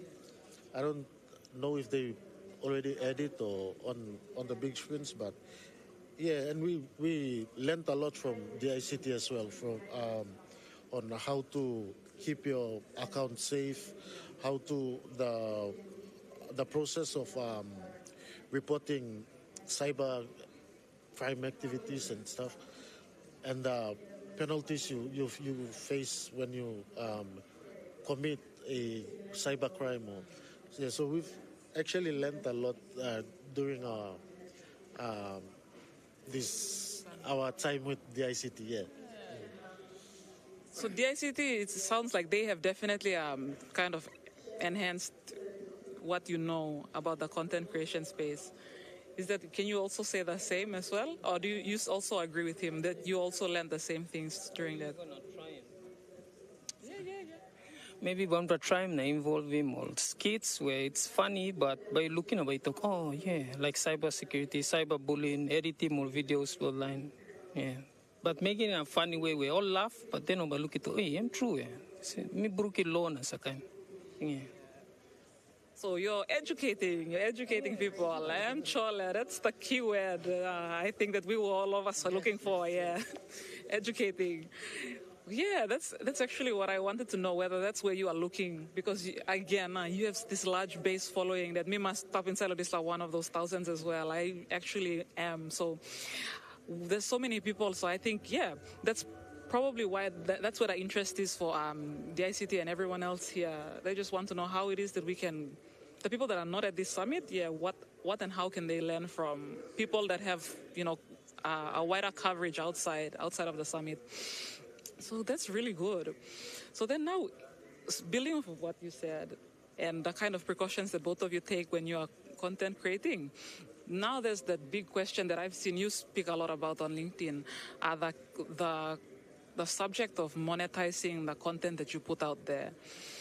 So there's a lot of mystery about, what platforms it is that you do monetize and how you even started and how you even found out about this, because it's definitely, the information is out there, but for some reason, not a lot of people are doing it, especially in the country. I am also one of them that is curious, and I'm also one of them that is not doing that. So, yeah, that's kind of the question. If you could just kind of clear it up for us, how and when did you realize that you could actually start to monetize your videos, and on which platforms does that happen? So if we could just have you answer first. All right, so firstly, for Facebook, TikTok, and Instagram, the monetization isn't available yet in PNG. Only YouTube. I'm not on YouTube, but on the other platforms like Facebook and Instagram, we use it's something like a paid partnership ad. So you get to collaborate with business houses. You do advertise the brand, and then you get to choose that option to tag them in them. So they have the control over your the content as well, the advertisement you post. So yeah, that's how we do get a little earning from that. Yeah, it's Facebook. What's paid partnership ad, brand collaborations with business houses. Yeah. So it's just straightforward like that. So I see that you also talk a lot about that subject. So how is it that you go about? What is one of the first things that you tell people when you try to go and educate them on this matter? Okay, when I said about monetization or monetizing, I'm not monetizing those platforms I'm talking. The way I monetize them, Mr. Golo Business Hub now, but I can give you guys his views. Because business houses all no busy lo comments, all no busy lo shares, blue you nothing. They're looking at your views. Audience blue, how much per line you can reach him. So that's how Mr. Charge. Me go me show him this line monthly one him do me, so but me charge you this amount, loads a monthly. For the previous month, so me go this month to work one time. So and then from there now you can up him one time. They could pay you $2,000 just to come live to for 5 minutes or 10 minutes, and then you go. So that's how we monetize, in all of Facebook or YouTube. Yeah. Very clear. You yourself are the asset, not, So thank you so much for all of your answers. So just before we end this segment, just briefly, like in one sentence or so, what do you hope to see, probably let's give 10 years from now, where do you want to see content creation in 10 years' time in the country? So yeah, we'll start here. In 10 years from now, I'd like to see the social platforms, Facebook, Instagram, TikTok, being proper monetized for our future content creators. That's it. Yeah, thank you. For me, I would like us to get the content creators. If you're watching this, me like you pakami me boom, me make an organization de me. In that way, like you me go lo pioneer work or business organization, you can just go to them. What do they call it? Corporation or something? Yeah. Yeah. Working together. We like our own group, we do this, we do that, then we could get paid. But not everything is meant for posting. You think just because it's viral, not gonna work in. Yeah. Okay, Tuliman, Dark Child, as popularly known, thank you so much for your time today. Understandably, you're all busy lines, so thank you for making time during this summit to be with us, and we hope to still see you, around the summit. And I know I will still go home and see you on my phone, so we'll still see each other. Thank you so much. Thank you for having us.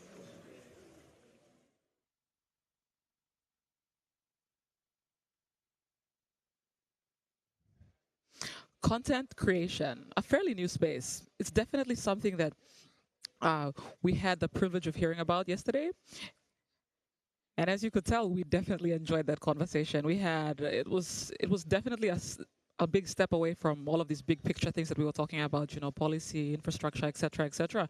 We just have two young, new people in this space of content creation, and Tuliman and Darkchild, who I had with me yesterday, are definitely leading in that space. So what they had to say yesterday, it shed a lot of light on the kind of questions that we have regarding the space of content creation. For example, Darkchild kind of cleared up what platform it is that he actually has monetized. It's not all of them, but the specific ones that he had mentioned during our conversation. And Tuliman kind of just said, hey, it's me, I'm the asset, not the applications. It's what I do, it's who I am, that's the asset.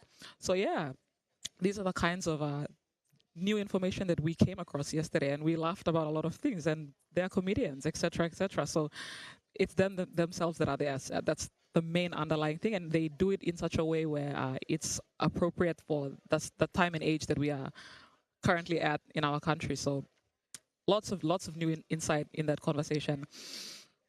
And it goes back to the kind of argument that I brought up earlier before pulling their video up. What are the kind of regulations that we should have in place? And again, these are our cyber safety ambassadors for next year from DICT, so we have a lot to look forward to within that space. And so I'm certainly looking forward to that.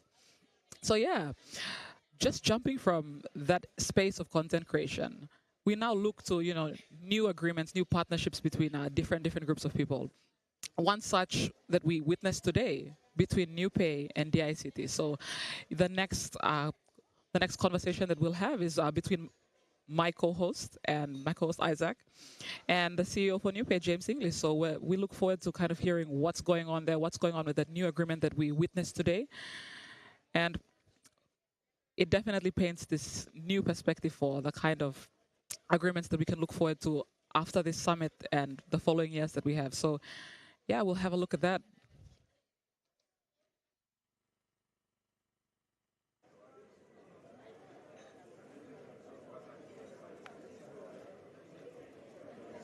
Welcome back to the virtual show. We have here with us James English from NewPay. Thank you so much for giving us the time. Thanks for having me. It's fantastic.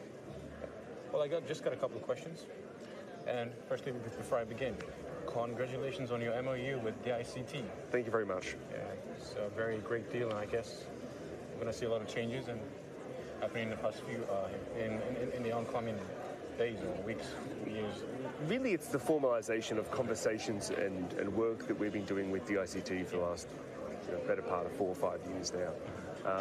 Obviously, as a regulator, we have to have a close working relationship with them, and obviously as we bring this kind of technology into mainstream use within government, we want to bring people like them along for this journey and follow their lead as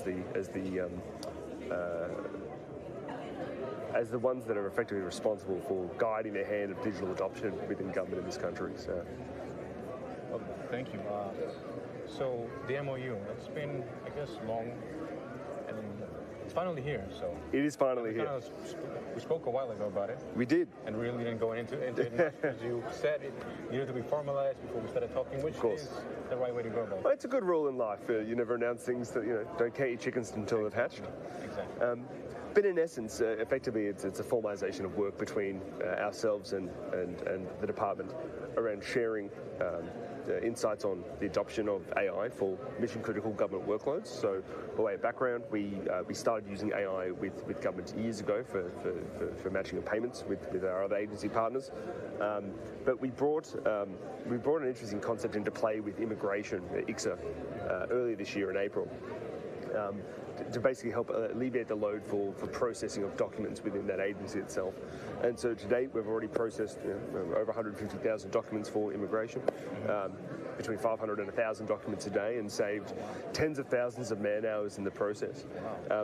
But this isn't as simple as just chucking something into ChatGPT. This is the significant security architecture on how you work with mission-critical government workloads.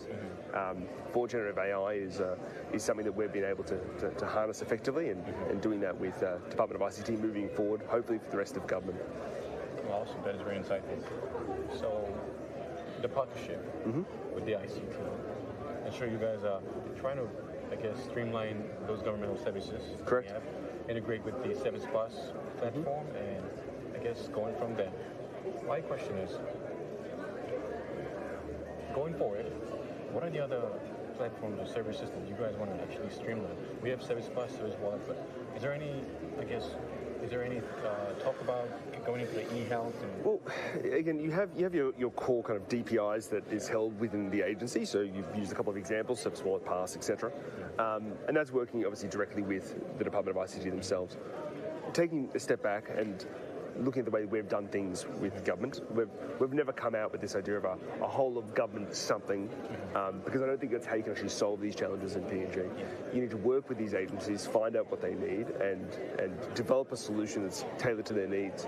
And so really what this is looking at what use cases within individual agencies can we identify that is best placed for using generative AI with, and the platforms that we have already developed and in use in PNG. So again, it'd be looking at health, what processes within health could be streamlined by this, as an example. Education.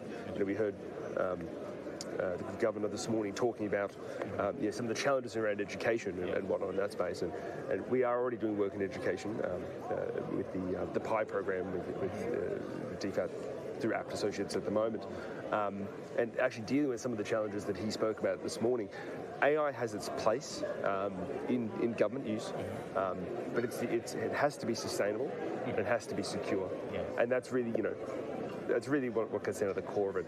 We have to work with each of these agencies themselves, and but work to a broader strategy with the Department of ICT in that adoption. So. Awesome, very insightful. Cheers. We've mentioned, we've kind of talked before about AWS and how NIPE is secure in terms of storing data. Yes, correct. Could you elaborate on that? I guess maybe talk about that for a while and how. Well, look, on the security front, I can give you the sales pitch, so to speak. The best person to speak to is my Chief Technology Officer, Jason Kaczynski, and co-founder who's walking around here today. But in essence, data is incredibly secure at its core. There's a reason why we work with groups like AWS. When we started our business, we had to decide, well, how do we want to operate? Did we want to be designing software to be used on-premise?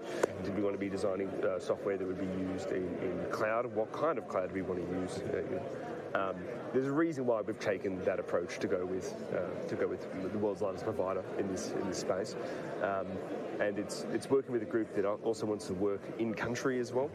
Now, recently, we've been an AWS partner now for a number of years, but now more recently we're seeing other players in the hyperscale world come to PNG, and it's really, really exciting because when we started talking about cloud with government, no one was talking about cloud and government. It was such a foreign concept, and just as AI is now, as we're starting to talk about how it can be used, outside of what people are using for, say, GPT and Copilot, etc. Right? So we're seeing a change of approaches as that trust is now acknowledged as in this technology stack. You've seen the Department of ICT, for example, has a cloud-first approach, and that shows you that as an agency, they trust this technology for adoption within government services. But you only have to look at the more public cybersecurity breaches recently to see some of the challenges around on-prem and the weaknesses of that particular approach in market. So again, when Jason and I started NewPay, we got to start with a blank slate. We didn't carry across any of these legacy thoughts around, a particular hardware stack or vendor that we had to use, for example. We got to build it the way we wanted to, and I think that's why we've enjoyed the success we've had in market today. Oh wow, thank you. So you're the founder of. The CEO of NIPE. Co-founder. Co-founder of NIPE. Co-founder. And entrepreneur. Correct. You've been here for 19 plus years? Yeah, I first came up here in February 2007. Oh, wow. As a fresh-faced 18-year-old. Wow. With my family business. So it's been here. I've been here for quite a long time. Wow. But I think that also talks around the insights that we're able to provide when we're talking to these agencies here. We've seen these challenges, and we know why. Especially for digital service delivery for government, why standing in line is really just not the option in a lot of these places when you have a decentralised population having to come into a major provincial centre to do business with government as such. You know, I've stood in these lines. I've stood in the line of finance. I've stood at the line of Department of Lands. I've been in that line at 7:15 at the old Bulletin House with a couple of pairs of slippers in front and behind me as we're waiting for the office to open, thinking, why can't I do this online, right? And so, like I said, I have been here a little while, and not exclusively in the digital space, but as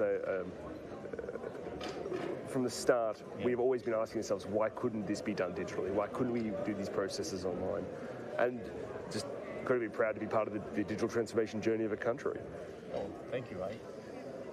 I believe that someone who's been here for 2 decades, you actually know the issues that PNG faces.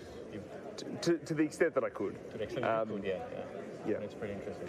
Also, as a youth representative, and you're the CEO of the company, a lot of the youths out there they want to start something new. They don't want to work for someone. They want to at least build startups. What would be your advice for entrepreneurs, for youths in PNG? Well, it's a difficult journey, and the startup journey in any country is challenging, right? And that's what we started ourselves. It's what Jason and I put our blood, sweat, and tears and our own money into this. You make very different decisions in a business when it's your chips on the table, so to speak, right? But it makes you work a lot harder to make sure you don't lose out when it's on you. But here's not to give up. We've taken our business from a couple of guys. Now we have 38 staff now that work for us in 4 countries that help build what we work on in government. We're PNG's largest tech company now. It's not an easy journey, but it's incredibly rewarding. I think the key is to find a niche, and again, there's so many opportunities in this space. And as I was discussing with you off camera before, that if I wasn't doing this, I could tell you 10 other businesses that I'd go into in this market. There are a lot of opportunities, but you just have to be able to stick to it. Okay, and it's not waiting for others to give you the leg up to do it. It's doing it yourself. Well, thank you for that. No worries at all. Yeah, coming from you, that's a lot. No, it's something that I'm really passionate about, because I've talked to a number of people, even at this conference in the last couple of days, who've got great ideas, but they're just missing that one thing that they need to be able to help scale that, and that's not a solution I have yet, but man, it's if nothing else, there are people here that want to go down this pathway again, and are entrepreneurial and see opportunities and look for ways that digital systems and platforms and technology and hardware as well can solve a lot of these problems. Again, looking overseas, a lot of these similar problems have been solved in other countries. You don't have to go too far to look at how even your Pacific neighbours have solved some of these challenges. In the payment space, especially, looking to see how Africa, especially Northwest Africa, have dealt with some of these challenges, and moving away from cash, especially. The good governor this morning was talking about the challenges of cash. I think that's going to be a large impediment to moving more towards digital payments exclusively, because cash is king. And if you go outside of capital city, it's still an incredibly cash-based economy. But again, this just provides opportunity, and for every problem there is ways you can solve it, and and entrepreneurs out there should be looking for ways that they can help solve that problem for government. There's so many NGOs and donor parties in PNG that are looking for good ideas and the people to help deploy them. So just keep pushing. You'll get there. Well, thank you. That is no worries. Very inspiring for me as well. I guess I'll ask the final question. Please. With the MOU now signed, and basically, what would be the vision for NewPay and DICT going forward for the next however long it takes, or basically going forward in the future? Well, I think we have to walk before we can run. So the next thing is actually it's bringing the two parties together formally to actually start discussing the key areas of interest in government that they need to kind of circuit break with AI first, effectively, right? And obviously, there's different political wills and whatnot. The different approach of government may change, day to day, month to month. Obviously, there are factors coming in play with certain things like the grey listing that is slated to be February next year. where AI can play a serious role in the solution of that. It's not the only thing that needs to happen, but it's things like artificial intelligence to assist some of these agencies is definitely a key part of it. But no, it's working with the agency now to identify which are the key agencies they can fix. You can't fix everything all at once, and I think that that's the approach we've taken. It's not trying to build that whole of government piece. It's working with Department of Lands or Immigration or Education and saying, well, what's the one piece we can fix? Let's build on that success, because success follows success, right? And if if you can build that trust in your approach in that space, you'll get the buy-in, right? And so obviously this is a formal example of they've seen the deployment in this other agency and said, well, what can we do across government now with this? Look, the future's really bright, and I'm really excited to see where Gen AI can take, especially the public service in this country, but as well the applicability in the private sector. We're already seeing superannuation funds and others start to adopt this technology. I had a conversation this morning with another group that is looking at now how they can, how can I use, generative AI to help match payments incoming to my business? I'm like, absolutely, it's, massive time saving. So now as we're seeing, businesses start to streamline their own processes using AI. But I mentioned this, and this will be my kind of final point on this. What's interesting, when we first started NewPay, obviously the primary focus on payments at the time, there was a really interesting World Bank report from about a decade ago that showed that trust in digital payments, right, is precipitated by government adoption. So you get government to adopt, the use of, say, digital payments like we do with immigration, lands, etc. That it shows the market, hey, look, you can trust this technology, you can trust scheme cards and buying online, and then e-commerce and these other good, these other things kind of flow on from that. But I think AI is the other direction. I think trust in this really comes from individuals like yourself and I that use this technology on a daily basis, and the private sector using it to show government, hey, you can actually trust this if it's done the right way. It doesn't have to be a negative thing. And look, AI, there's a lot of hype around AI at the moment, and a lot of it's justifiably hype. But we can show you with real world examples here in PNG where the benefit is to the country. It's not displacing individuals. It's creating more robust and efficient public service delivery. So anyway, appreciate your time this morning. It's been great. Appreciate your time. Thank you.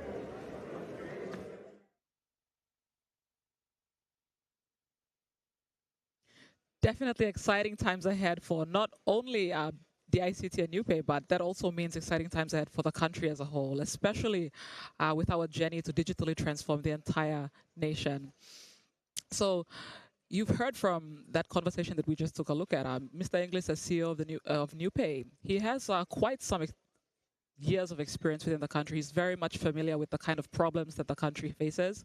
And so this agreement between the DICT and NewPay, it definitely marks this milestone, this new chapter in this journey that we're all on. So as far as we're concerned, optimism, positivity, those are the kinds of themes that we have ongoing since day one of the summit. There's a lot to look forward to, and these new MOUs, MOAs that have been signed or agreed upon, they definitely mark this new part of the journey that we're all looking forward to. I certainly am. So yeah, that was Mr. Inglis with my co-host Isaac, and we definitely had a lot of kind of new perspectives and new ways to look at how we're supposed to approach this digital future that we're all looking forward to. So yeah, yet another interesting conversation that we had today. Building off of that, a conversation we had today particularly that I found of interest. This guest showed up with so much honesty and definitely provoked a lot of thought. And at this very set, I felt as though to be on the receiving end is to be the person that's interviewing. I got a chance to look into what goes on inside. So yeah, the next guest that we should have a look at his conversation was between Governor Bed and myself. So this was, like I said, a particularly favorite interview of mine. So he came here, and we come to this last day of the summit, and day 1 to day 4, we have these different discussions on what this tech company can do and does do, what this government sector, what this problem they faced, and how tech can, step in academia, schools. So we have all of these different discussions. So now the next guest, Governor Bed, Governor Alan Bed, Governor for East Sepik Province, the perspective that he brings now kind of ties in everything that we've been discussing since day one all the way till today. So in a way, he was supposed to come on Monday, but it's pretty fitting that he arrived and we had this conversation today. So yeah, his perspective and the kind of conversation we had kind of ties in everything. We discussed policies, initiatives, etc., MOU signings, etc. But what Governor Bed's conversation today kind of points out, okay, you've had all of these, you've talked about all of these things. This is where we want you to apply it. Something like that. In fact, no, exactly like that. So yeah, I hope that what we hear as well from the conversation that I had with Governor Bed today is something that kind of provokes your thought as well, because I'm sure it provoked mine as the interviewer. So yeah, we'll cut to that interview.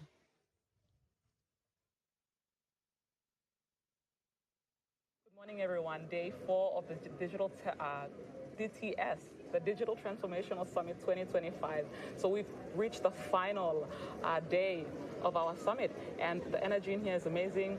We have a very important guest who I believe needs little to no introduction, but a very big space, a very big advocate within rural development, a very big advocate within the economic development space, the political space, and so we're very lucky to catch him today. Thank you so much, Governor Bed, for making your time available. My pleasure, Margaret. We'll head right into the interview because there's a lot of things that we've been hearing over the 4 days, and there's most especially a lot of things that you said today.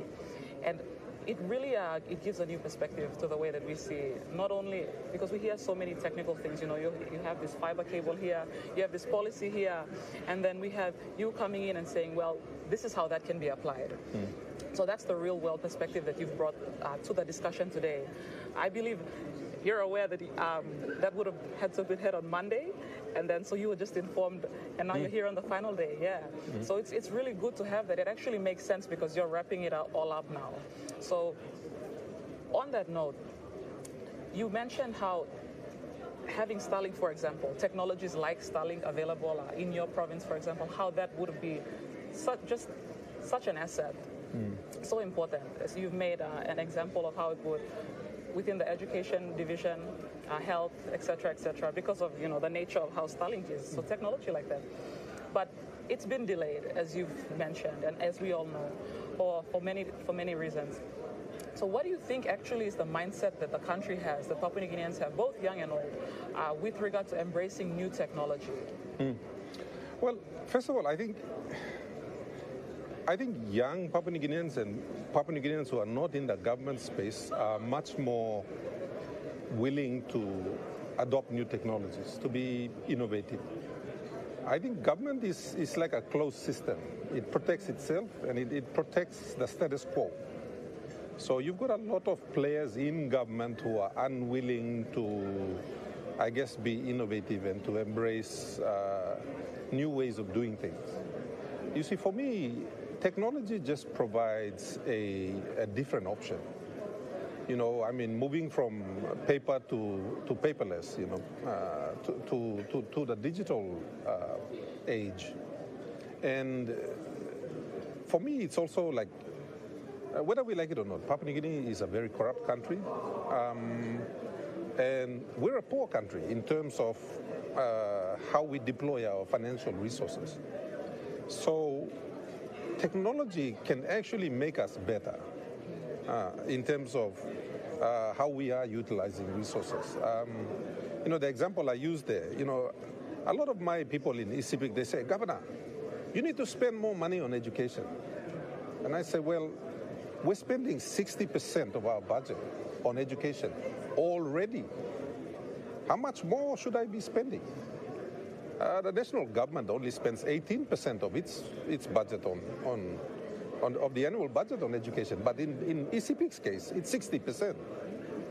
So we have very little money left for anything else. Most of it is education, without a doubt. But the results don't reflect the amount of money that's being spent. So, you know, if I was to analyze that, it tells me very quickly that it's inefficient. We're spending a lot of money and getting very, I guess, below par results. So I need a way of improving the outcome. And the only thing available that can improve the outcomes is technology. Because if ECB is spending 210 or 220 million a year on education, and most of our kids are not getting a good education, the teachers are not turning up, then there's an issue there. Yeah. It's got to be solved. So as I said, it was around 2020 during COVID that we decided to, I thought, let's use technology. So we employed a young CP who's got a tech firm, and he's been developing technology solutions for us, and we're hoping. I've said to him, look, we've got to deploy it soon because I want to make it work. And if there are issues, as you saw me allude to it, our issue now is connectivity. We hooked up 37 high schools, but with the technology we have with Pacific, if the wind blows the dish out of whack, you've lost the signal, and then you have problems. So we've got to land on the dish. Yeah. That's why I think Starlink is brilliant because, in Papua New Guinea we are a throwaway society. We use something, we throw it away, and especially if you're in the bush. And what I like about the Starlink setup is it's a throwaway product, So you connect it, it works. If it doesn't work, well, you throw it away. It's so cheap, you can buy another one. It's very efficient. Yeah. Very efficient. And it doesn't cost us much. Like a satellite dish costs us, I don't know, I think we were paying about 70 or 80,000 for a satellite dish. Now for 80,000 kina, I can get 40 Starlink connections. You know what I mean? Yeah. So it just changes the game. And for a poor province like mine, I can afford to buy more Starlink connections than I can setting up satellite dishes. You know what I mean? So it just makes sense. It's more efficient. We're getting more value for money. All of these sorts of things. And so that's the angle I kind of try to look at it. I have a business background, so efficiency for me is a big deal. If you're not efficient, you're losing, If you're efficient, then perhaps you stand a chance of competing. If you're not, then you've already lost before you started. That's right. Efficiency was a big theme that I kept on hearing with everything that you've said in today's speech. Well, as I said today, like my proposal for block grants, that's based on efficiency. And if you're smart enough to sort of take a look at the whole construct of block grants, it makes things more efficient. You get better outcomes. So, it's just a business approach. You're either efficient and succeeding. A lot of Papua New Guineans talk about Singapore a lot, or China for that matter. They're doing well. The main reason they're doing well is because they're very, very efficient. We are extremely inefficient as a country. And as I said on the stage, inefficiency costs us 5 billion kina a year. That's a lot of money. So if you're smart, you would improve your efficiency. Just by improving efficiency, you could save 2 billion kina a year, or whatever the number is. So that efficiency generally and all that, it connects to the perspective that you brought today, which is the real world application of everything that we've been discussing over the past 4 days of the summit. So that being said, now from where you stand, where you are right now, whether that be in government or whether that be your experience as a business person prior to this, generally from where you stand, what are the kinds of important partnerships that should be made between people that are here, for example, like the tech companies, the schools that are here, or the government sectors? What do you think are the important partnerships that should be made, and what are the key priority areas that should be addressed? Well, as I said, whenever you find inefficiency allows you to profit, either illegitimately or legitimately. If you come up with solutions that improve efficiency, a tech solution, then that tech solution becomes a really good business for whoever is developing it. It also has benefits for the end user. So, people don't realize that PNG government is probably the most useless, most inefficient entity in the country. I mean, if government got out of the way, I think the people would do better. You know what I mean? So that's how useless it is. if you can bring efficiency to that, then you make government better and more effective. And this is coming from you as someone that's in government. Look, I say to a lot of people, like when young people come and ask me, they say, "Oh, look, Gov, you know, I'm nationalistic, but I've got this opportunity to go work overseas, and you know, I might not come back, and you know, I feel bad." And I'm like, "Don't feel bad. You know, don't feel bad, because you know, I'm sort of in Parliament. I've hit the ceiling. You know, I feel like it's not a place for intelligent people to be in Parliament. You know, it's a tough message.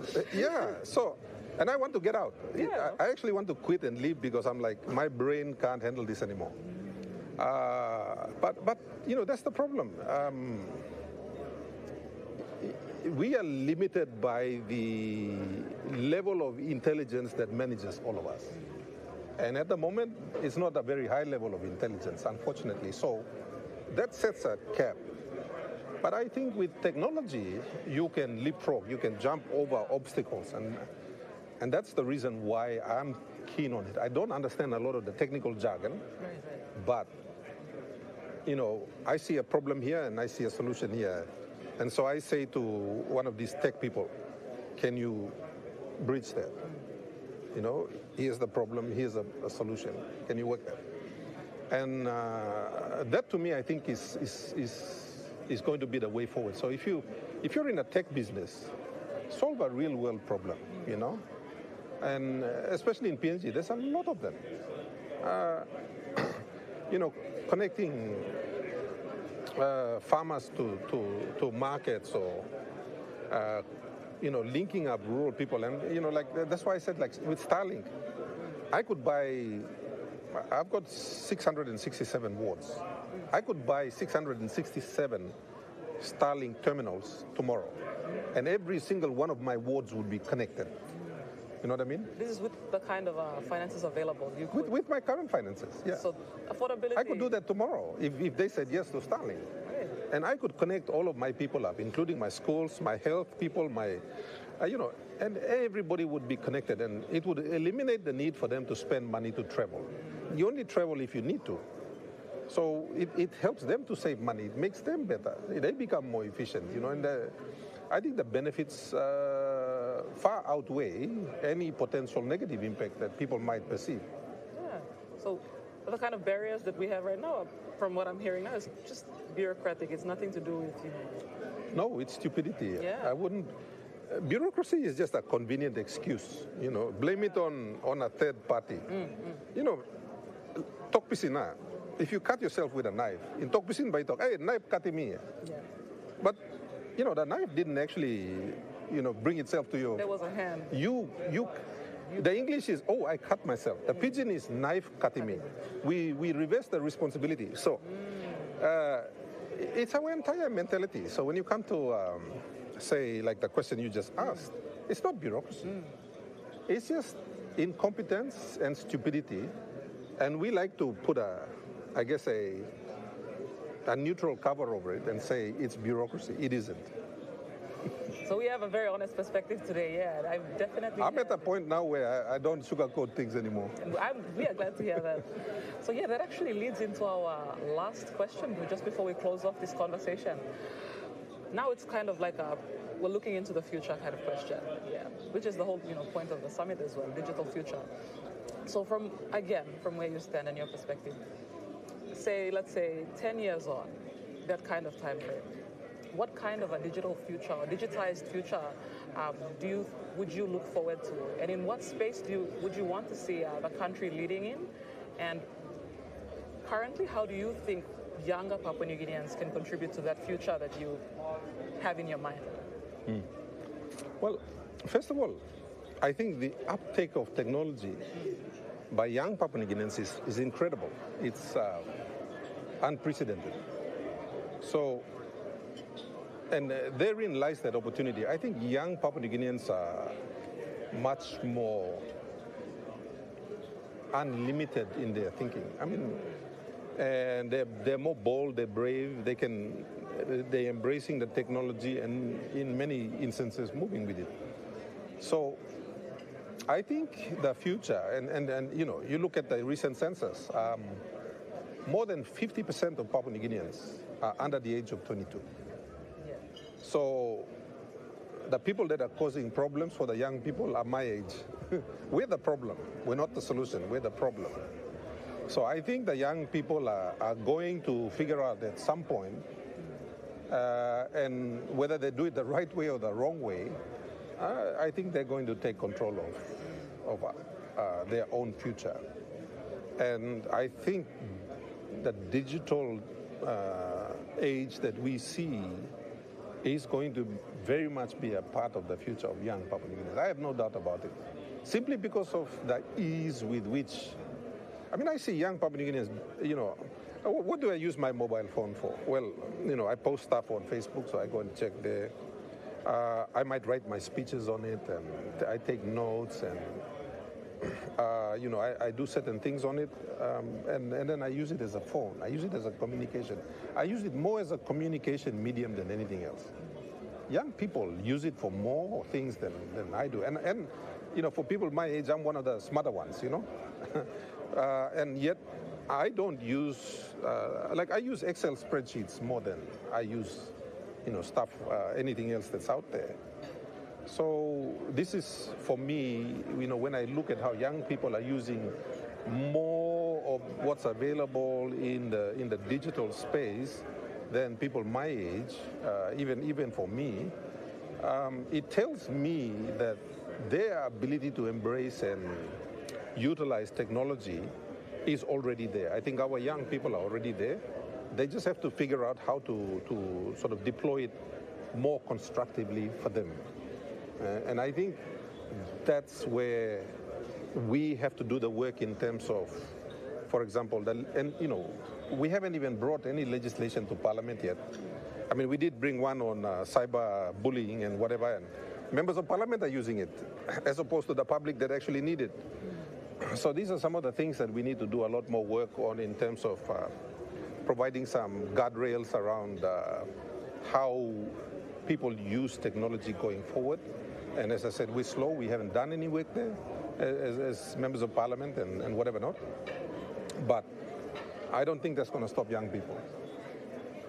We'll keep moving forward. Yeah. Absolutely. That's the resounding sentence that's ringing through my head with everything that you're saying. So this conversation definitely sheds light on most, if not everything, that we've covered over the 4 days. So Governor Bed's perspective, from where he stands, it's shedding light on this real-world impact. Like I said before, how we decide to apply and like what we've had inside. When you speak and when you kind of recall different ways we can apply technology, it's not necessarily applied only to East Sepik province, but it's definitely a sentiment that we all share across the country. So thank you again for everything that you've said today. And this conversation that we've had, I certainly enjoyed it. It was very honest, very refreshing for me to hear a lot of these things. As a young person myself, I am also looking forward to this future that not only you envision, but so do I. So we thank you, everyone, for this session, and we especially thank Governor Bed for joining us today. It's my pleasure. Thank you very much.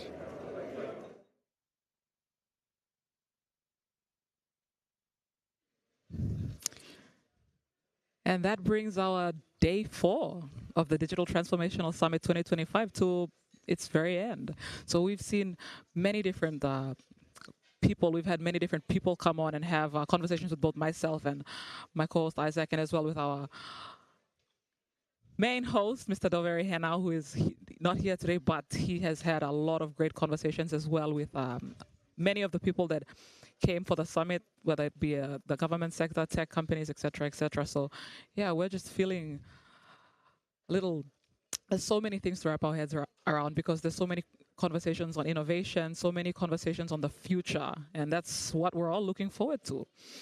So yeah, it was a lot, right? Yeah, a lot. But definitely a worthwhile 4 days for everyone that was present.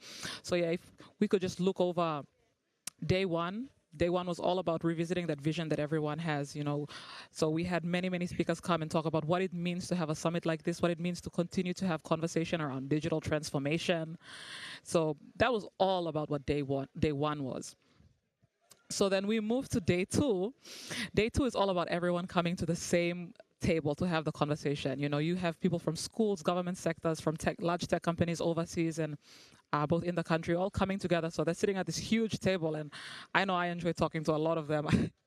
Isaac, did you? A lot. We learned so much, especially for Isaac and I who are not within the tech space. We learned so much and what it means for this country. You know, will it have a room of 500 people working in it or just 50? These are the kinds of things that we think about now. It affects definitely our demography, anyone born in the 2000s. So yeah, that's what the second day was about. Everyone coming together at the same table and learning how to work, having conversation on how to work together. And then we move on to day 3. Definitely the most exciting part. Isaac and I had to kind of decide who was going to go into the main plenary for the COD tournament. That was one of the most forward-looking kind of sessions that happened actually on Wednesday. A lot of people are looking forward to it. I know Isaac was. I was, yeah, very much. Yeah, so in any case, day 3 was all about the future generation, innovation, etc., inclusion. And so that's what that whole tournament was about. That's what the hackathon that we had, and we had declared the winners, etc. today. So the hackathon and Ideathon was all about coming together, people coming together. So anyway, Isaac, how was, oh yeah, and then of course day 4 which is today, partnerships, prizes, etc. So throughout the 4 days, Isaac, you know, what are some of the key takeaways for you throughout the 4-day summit? When I came here, I'm not a tech expert, but I felt like I've absorbed a lot just listening into these dialogues, having these conversations with respectable people. One of my key takeaways was talking to the Honorable Minister, Peter Tamalili.